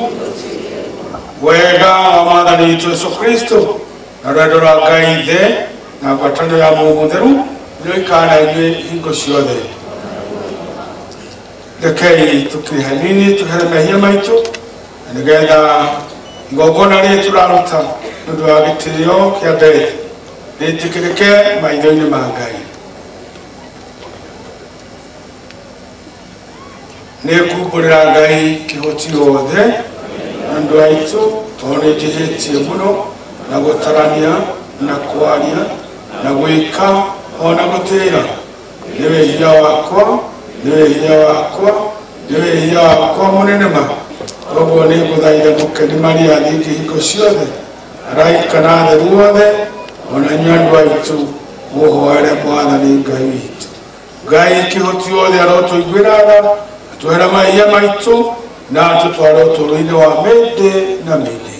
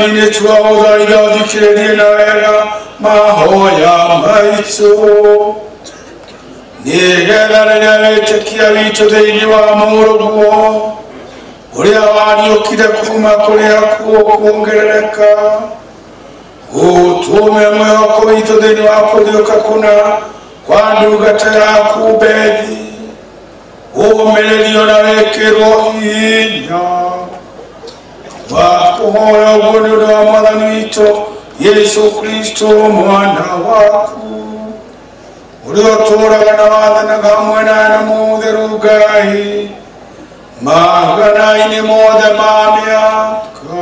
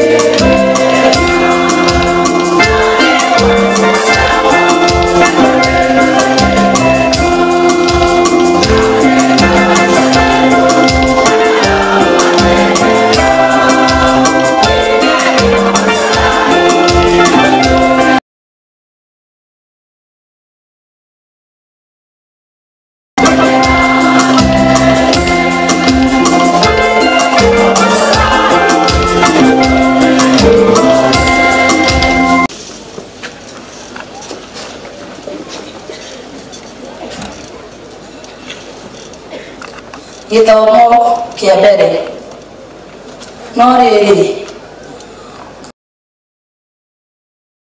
gĩkoragwo moko-inĩ ma Ngai gũtirĩ maruo makamĩhutia maitho-inĩ ma andũ arĩa matarĩ ogĩ-rĩ monagwo tarĩ gũkua makua gũkua kwao gũbaragwo tarĩ mũthiro gũtũtiga kũrĩa matũtigaga gũkanyitwo tarĩ kũninwo maninwo no rĩrĩ marĩ o thayũ ona akorwo nĩ mathĩnirie ta ũrĩa monagwo nĩ andũ magĩthĩna-rĩ kwĩrĩgĩrĩra kwao kwarĩ kũiyũre nĩ ũhoro wa kwaga gũkua matangĩkire o hanini na gũtugwo kũrĩa magatugwo nĩ kũnene nĩ gũkorwo Ngai amageririe na akĩra atĩ nĩ magĩrĩire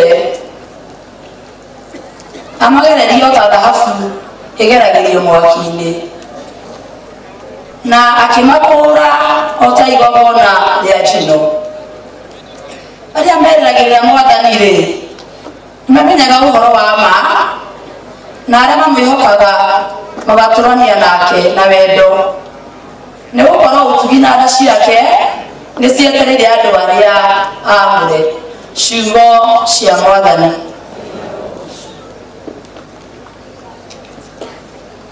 Nayo thaburi ya gũcokerwo nĩ thaburi 25 icokia eni Mwathani arĩa magaconoka nĩ mĩgarũka ĩrĩa ĩgarũkanaga tũhũ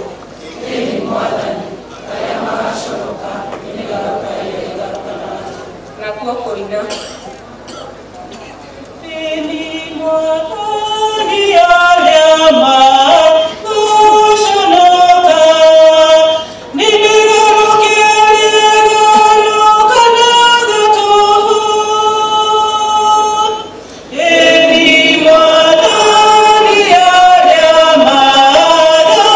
Show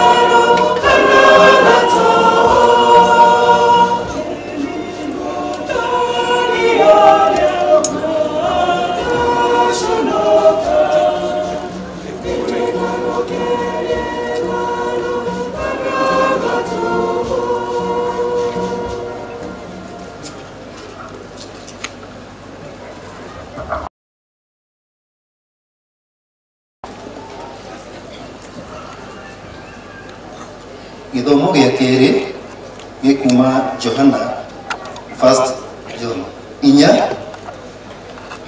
kamuhari ka mũgwanja nginya ga 12 na ga 17.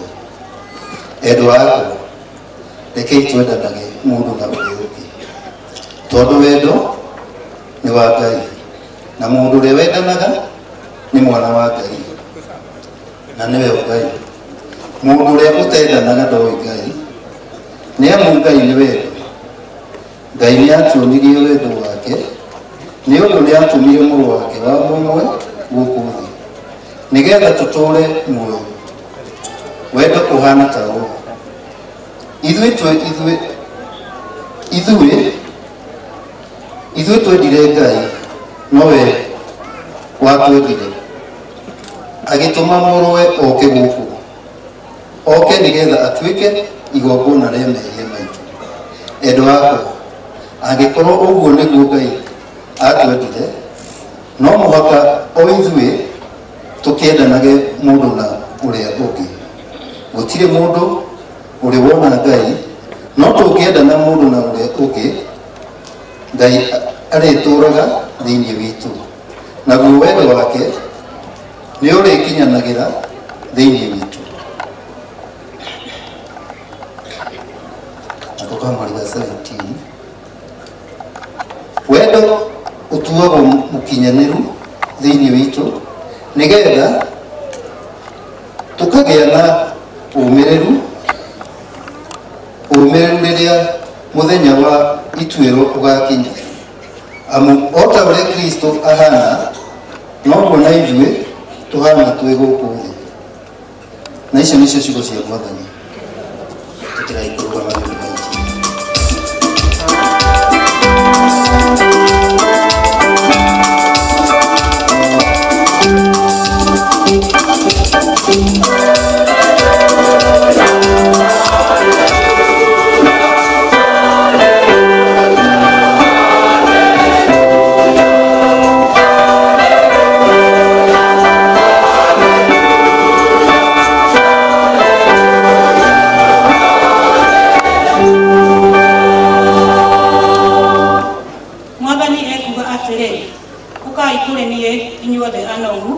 na inyuĩ mũtitikĩte mĩrigo mĩnene na nĩ ngũmũhurũkia.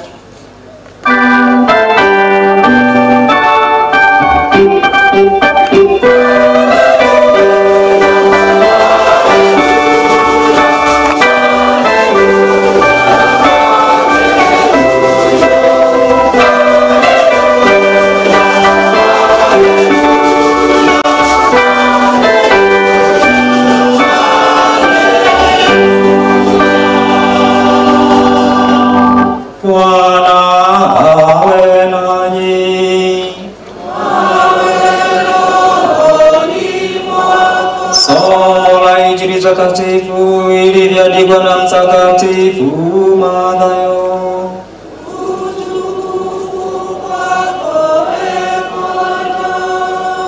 Wakati huo takuwa kama mtu mmoja aliyetaka kusafiri ng'ambo. Aliwaita watumishi wake, akakabidhi mali yake. Alimpa kila mmoja wake kadiri ya uwezo wake. Mmoja fedha talanta 5, mwingine talanta 2 na mwingine talanta 1, kisha akasafiri. Mara yule aliyekabidhiwa fedha talanta 5 akafanya kazi nazo, akapata faida talanta 5. Hali kadhalika na yule aliyekabidhiwa talanta 2 akapata faida talanta 2. Lakini yule aliyekabidhiwa fedha talanta 1 akaenda akashiba shimo ardhini, akaivisha fedha ya bwana wake. Baada ya muda mrefu, yule bwana alirudi akaanza kukagua hesabu ya matumizi ya mapato ya fedha yake. Mtumishi aliyekabidhiwa fedha talanta 5 akaja amechukua talanta 5 faida na akamwambia, Bwana, ulinikabidhi talanta 5, hapa pana talanta 5 zaidi faida niliyopata. Bwana wake akamwambia, vema mtumishi mwema na mwaminifu, Umekuwa mwaminifu katika mambo madogo, nitakufanya uwe mkubwa wa vitu vingi. Njoo ufurahi pamoja na bwana wako. Mtumishi aliyekabidhiwa talanta 2 akaja, akatoa talanta 2 faida, akasema, Bwana, ulinikabidhi talanta 2, chukua talanta 2 zaidi faida niliyopata. Bwana wake akamwambia, vema mtumishi mwema na mwaminifu, umekuwa mwaminifu katika mambo madogo, nitakukabidhi makubwa. Njoo furahi pamoja na bwana wako. Lakini yule aliyekabidhiwa fedha talanta 1 akaja akasema, Bwana, najua wewe ni mtu ngumu, wewe hufuna pale ambapo hukupanda, na naliogopa nikaifisha fedha yako katika ardhini. Chukua basi mali yako. Bwana wake akamwambia, wewe ni mtumishi mwovu na mvivu. Unajua kuwa mimi huvuna pale ambapo sikupanda na kukusanya pale ambapo sikutawanya. Ilikupasa basi kuiweka fedha yako katika benki, nami ningelichukua mtaji wangu na faida yake. Basi mnyang'anyeni huyo fedha, mkampe yule mwenye talanta 10. Maana aliye na kitu atapewa na kuzidishiwa, lakini yule asiye na kitu, hata kile alicho nacho atachukuliwa. Na kuhusu huyu mtumishi asiye na faida, tupeni nje gizani, huku kutakuwa na kulia na kusaga meno. Injili takatifu ya Bwana.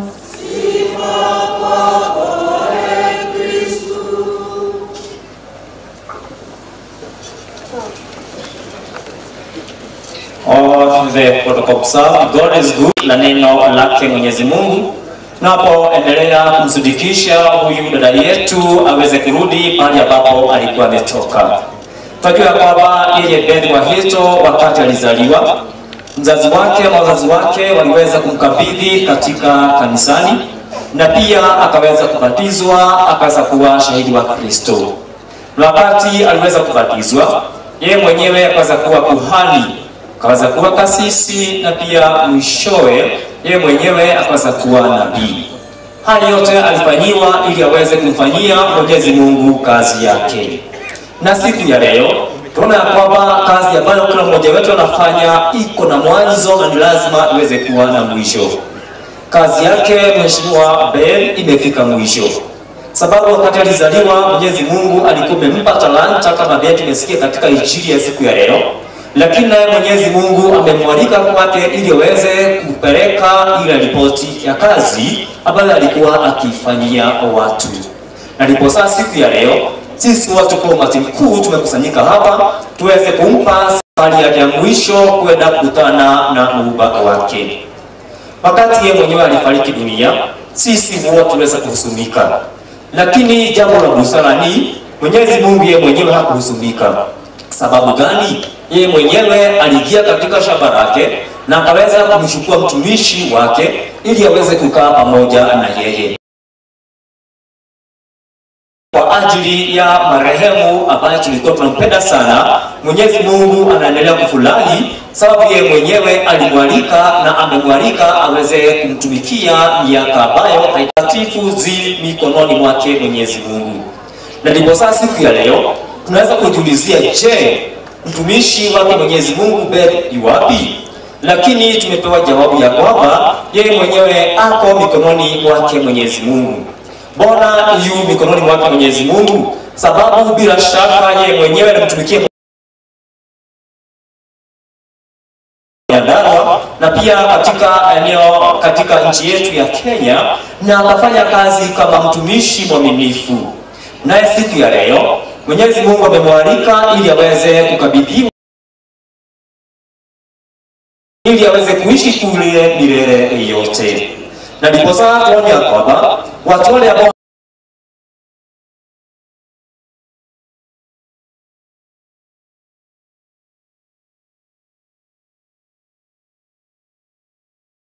wamwamini Mwenyezi Mungu, yaani watu ambao wakubafu, Wanapowatazama watu wale ambao wamefariki dunia, uone ya kwamba ni kama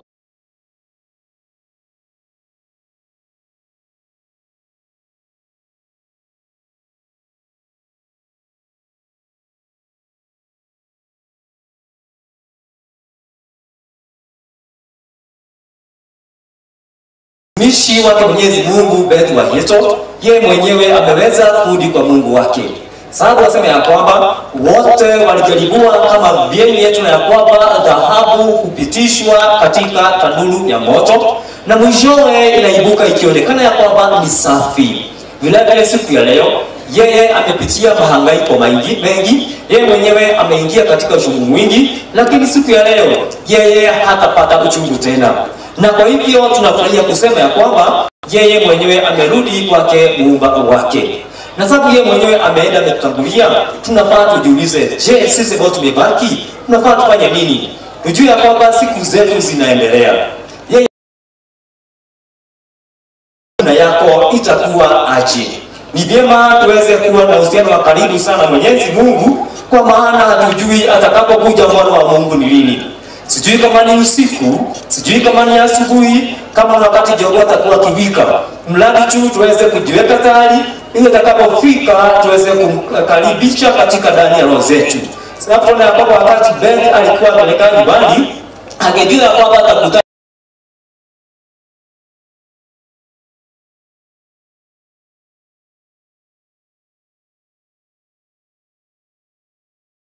na mauti yake, yeye mwenyewe angetoka pale alikuwa, na tunaona kwamba sababu yeye mwenyewe alikutana na Basha.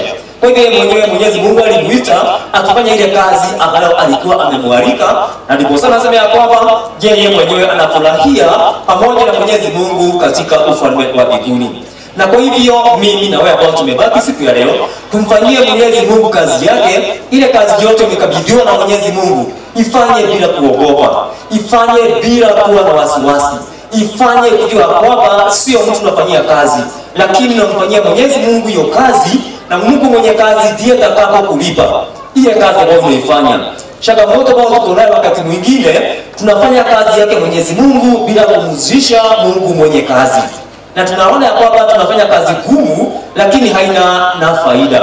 Lakini tukifanya kazi yake Mwenyezi Mungu, tukijua ya kwamba tunamfanyia Mwenyezi Mungu na tuweke Mungu mwenye kazi mbele ya hiyo kazi tunafanya, bila shaka ni lazima uweze kuwa na faida. Na ndipo sasa tumesikia katika somo letu la Injili ya kwamba ufalme wa mbinguni unafananishwa na watu watatu, ambaye tunaona ni kama mtu ambaye alikuwa anakwenda safari na akawaalika hawa watu watatu na akawakabidhi kila mmoja talanta kulingana na uwezo wake. Na sisi wote ambao tuko hapa jioni ya kwamba umekabidhiwa na Mwenyezi Mungu talanta ambayo anajua kwamba utaweza. Lakini changamoto kuwa siku ya kiyama, sababu Mungu wakati alikuumba na akakukabidhi katika talanta ambayo alikupa, ole wako kama hukuifanyisha kazi. Sababu utasema ya kwamba hukujua, utasema ya kwamba hukuweza. Mwenyezi Mungu anajua ya kwamba ile talanta amekukabidhi yeye mwenyewe, anajua unaweza. Na kwa hivyo fanya kazi yake Mwenyezi Mungu bila kunungunika.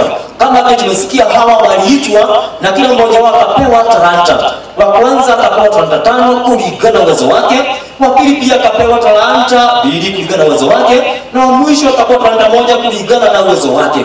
Lakini angalie uone kuna faida tofauti. Wa kwanza alifanya hima, akachukua talanta yake na akaenda akafanya biashara na akaweza kupata zingine 5. Na wakati mwenye kazi alipofika ama mwenye fedha alikuja, aliwaalika wote waletwe. Kwa furaha kuu, tunaona yule wa 5 akasema ya kwamba mimi unikabidhi fedha ya talanta 5, nimefanya bidii sasa, nimepata zingine 5, niko na 10. Na kwa hivyo yeye mwenyewe akamwambia kwamba vema mtumishi mwaminifu, umekuwa mwaminifu kwa mambo madogo, takufanye uweze kuwa mwaminifu na kutumikia mambo makuu. Ingia ufurahi pamoja na mkubwa wako, ingia ufurahi pamoja na mfalme wako.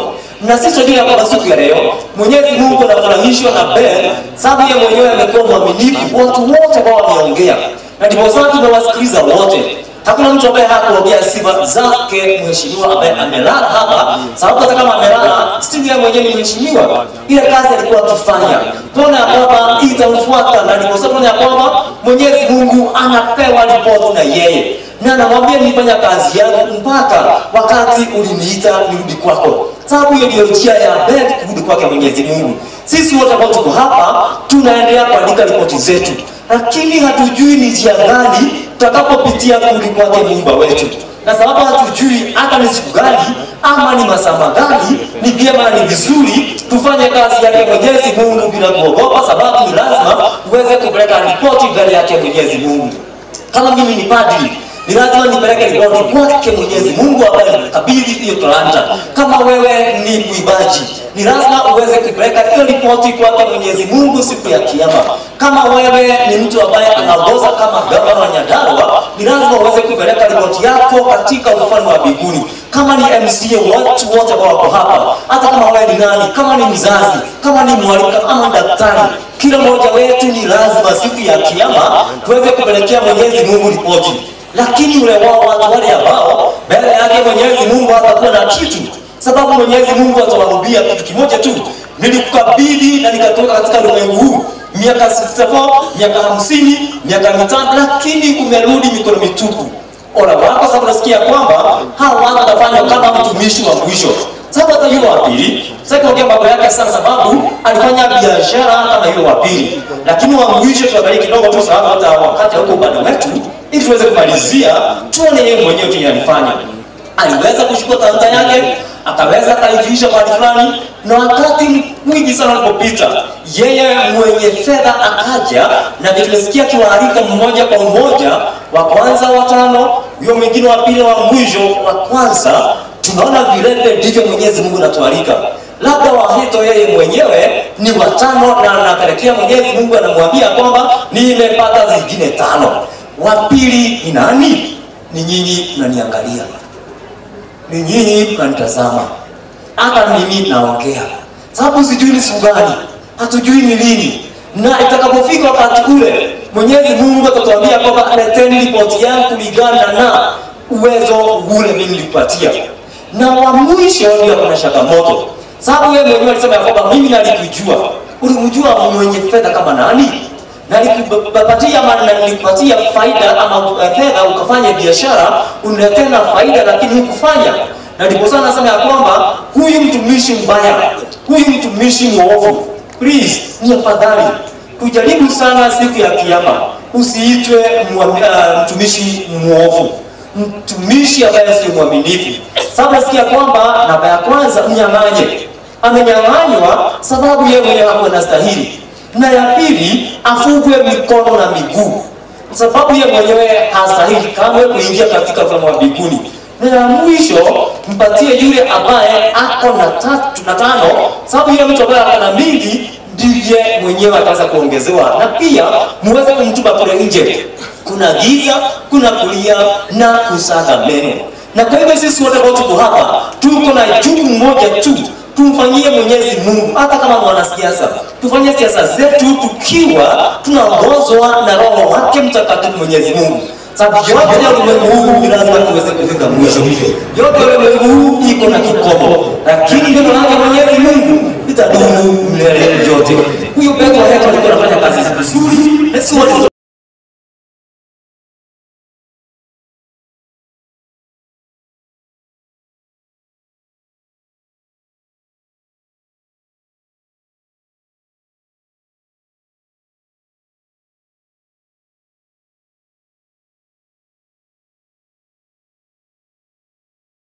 mwisho siku ya leo, ama siku ambayo Mwenyezi Mungu alimwalika ile siku ya Sunday. Siku hiyo ndio wakati wake ulifika mwisho, na siasa yake ilifika mwisho siku hiyo. Hata mimi kama kasisi venye hubiri siku ya leo nifanya kazi yake Kristo, kwa kazi atakaponialika, kazi yake itafika mwisho hiyo siku. Ile kazi zote tunafanya, tunafaa tuifanye kupitia somo letu la pili. Ndugu zanguni, tupendane kwa ajili upendo umetoka kwa Mwenyezi Mungu. Nilisikia madam kutoka Naivasha MP Chain akisema venye alikuwa mkarimu, na sio tu ukarimu, alikuwa anafanya hiyo kazi akiwa amejawa na upendo. Na ndipo tunasikia kwamba jamani, tupendane sisi kwa sisi, sababu upendo watu kwake Mwenyezi Mungu. Lakini kama upendani, je, wewe ni nani? Sababu Mwenyezi Mungu anatusikia kwamba tukipendana tunapendana kwa sababu tumeumbwa na sura yake Mwenyezi Mungu. Na ndipo saa one of the philosopher, wakati tulikuwa tunasoma kule seminari, ambaye alisema jambo moja lilikuwa la busara sana, na alikuwa anaitwa Soren Kierkegaard. Na alisema ya kwamba Mwenyezi Mungu aliumba binadamu kwa mfano wake akiwa amemtukuza sana, lakini sana kabisa yeye mwenyewe akamuinua kwa sababu aliweza kutoa wenye dhambi katikati mwa watu ambao ni wenye dhambi, akawainua wakaweza kuwa watakatifu. Kumaanisha kwamba sisi wote ni wenye dhambi, lakini Mwenyezi Mungu anatujalia huruma yake. Na ndipo sasa sisi wote ambao tuko hapa, na tunasema katika kanisani tunakuanga mchanganyiko wa watakatifu na wenye dhambi, lakini si wote tuko makandidata kuweza kuwa watakatifu.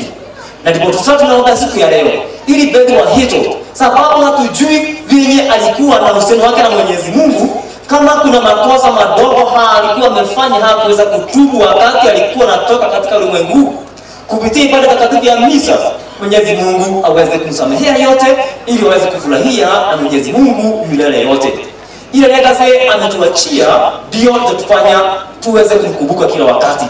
Kuna watu ambao wanakufa na immediately wanasahulika sababu hakuna kitu wameacha.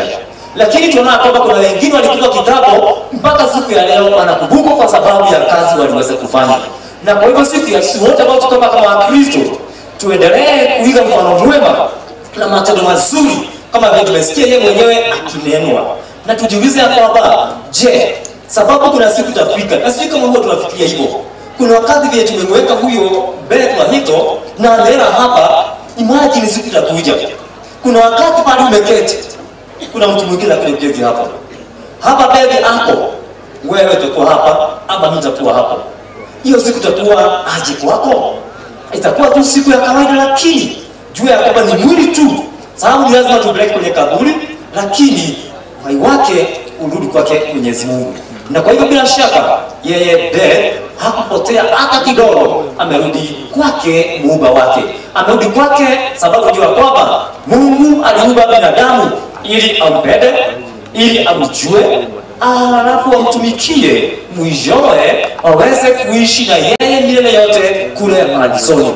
Na kwa hivyo yeye mwenyewe Wahito alimjua Mungu na akampenda akamtumikia. Siku ya leo kama vile tumesikia somo la kwanza, watu wale ambao ni wapumbavu, watu wale ambao hawana imani, wanasangalia wasema ya kwamba Wahito amekufa, amefariki, amepotea.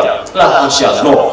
Yeye mwenyewe hakupotea, amefariki, lakini ni mtu anafanya kaburi, lakini yeye mwenyewe amerudi kwa Mungu wake. Na sisi ambao tumebaki siku ya leo, tujue tutakapofika siku ya kiyama, hata sisi siku moja, the four last thing ni lazima tukutane nayo ili tuweze kumuona Mwenyezi Mungu. Na ya kwanza, lazima tufe. Death is inevitable. Sisi wote ni marehemu watarajiwa. Wanafanya mambo mengine huko, wengine wako na marigo mpaka wanashangaa wanaandika kwa nini? Sisi wote tunajua kwamba sisi ni wapita njia. Na kwa hivyo tunafaa kuwa tunapendana, si vile tunajua yeye mwenyewe amefanya kazi yake, imefika mwisho. Siku ya leo tumpe heshima ya mwisho, tumkabidhi mkono wake Mwenyezi Mungu ili na yeye aweze kupokea na mpatie. Niwaambia kwamba Beth ametuacha. Mom, umeachwa na mtoto wako, lakini jua kwamba Mwenyezi Mungu hajakuacha. Mwenyezi Mungu yupo pamoja na wewe. Nimesikia watu wengi sana wakisema kutoka wakati Beth alipumzika, hapo hakuna ukweli. That is very true.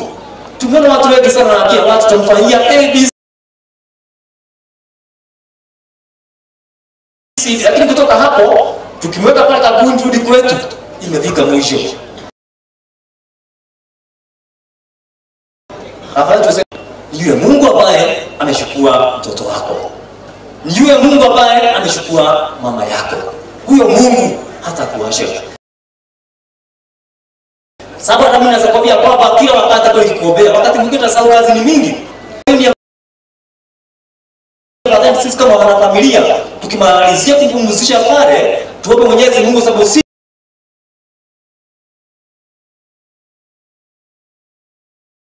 ni Wakristo ambao si wa mauti, lakini Wakristo ambao ni wa ufufuko.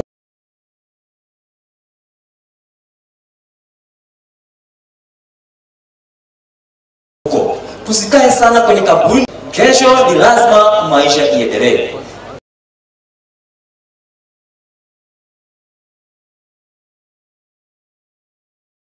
Kama ni kaunti ya Nyandarua ambao wanahuzunika kwa sababu wameashwa na mmoja wao, ni lazima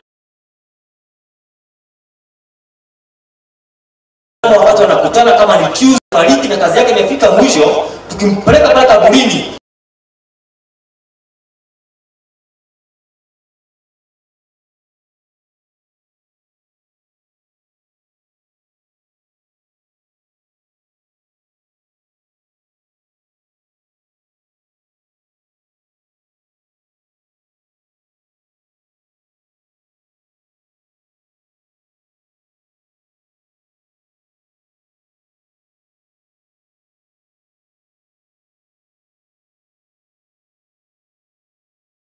tujipe moyo. KNTC importation will be informed and guided by the government.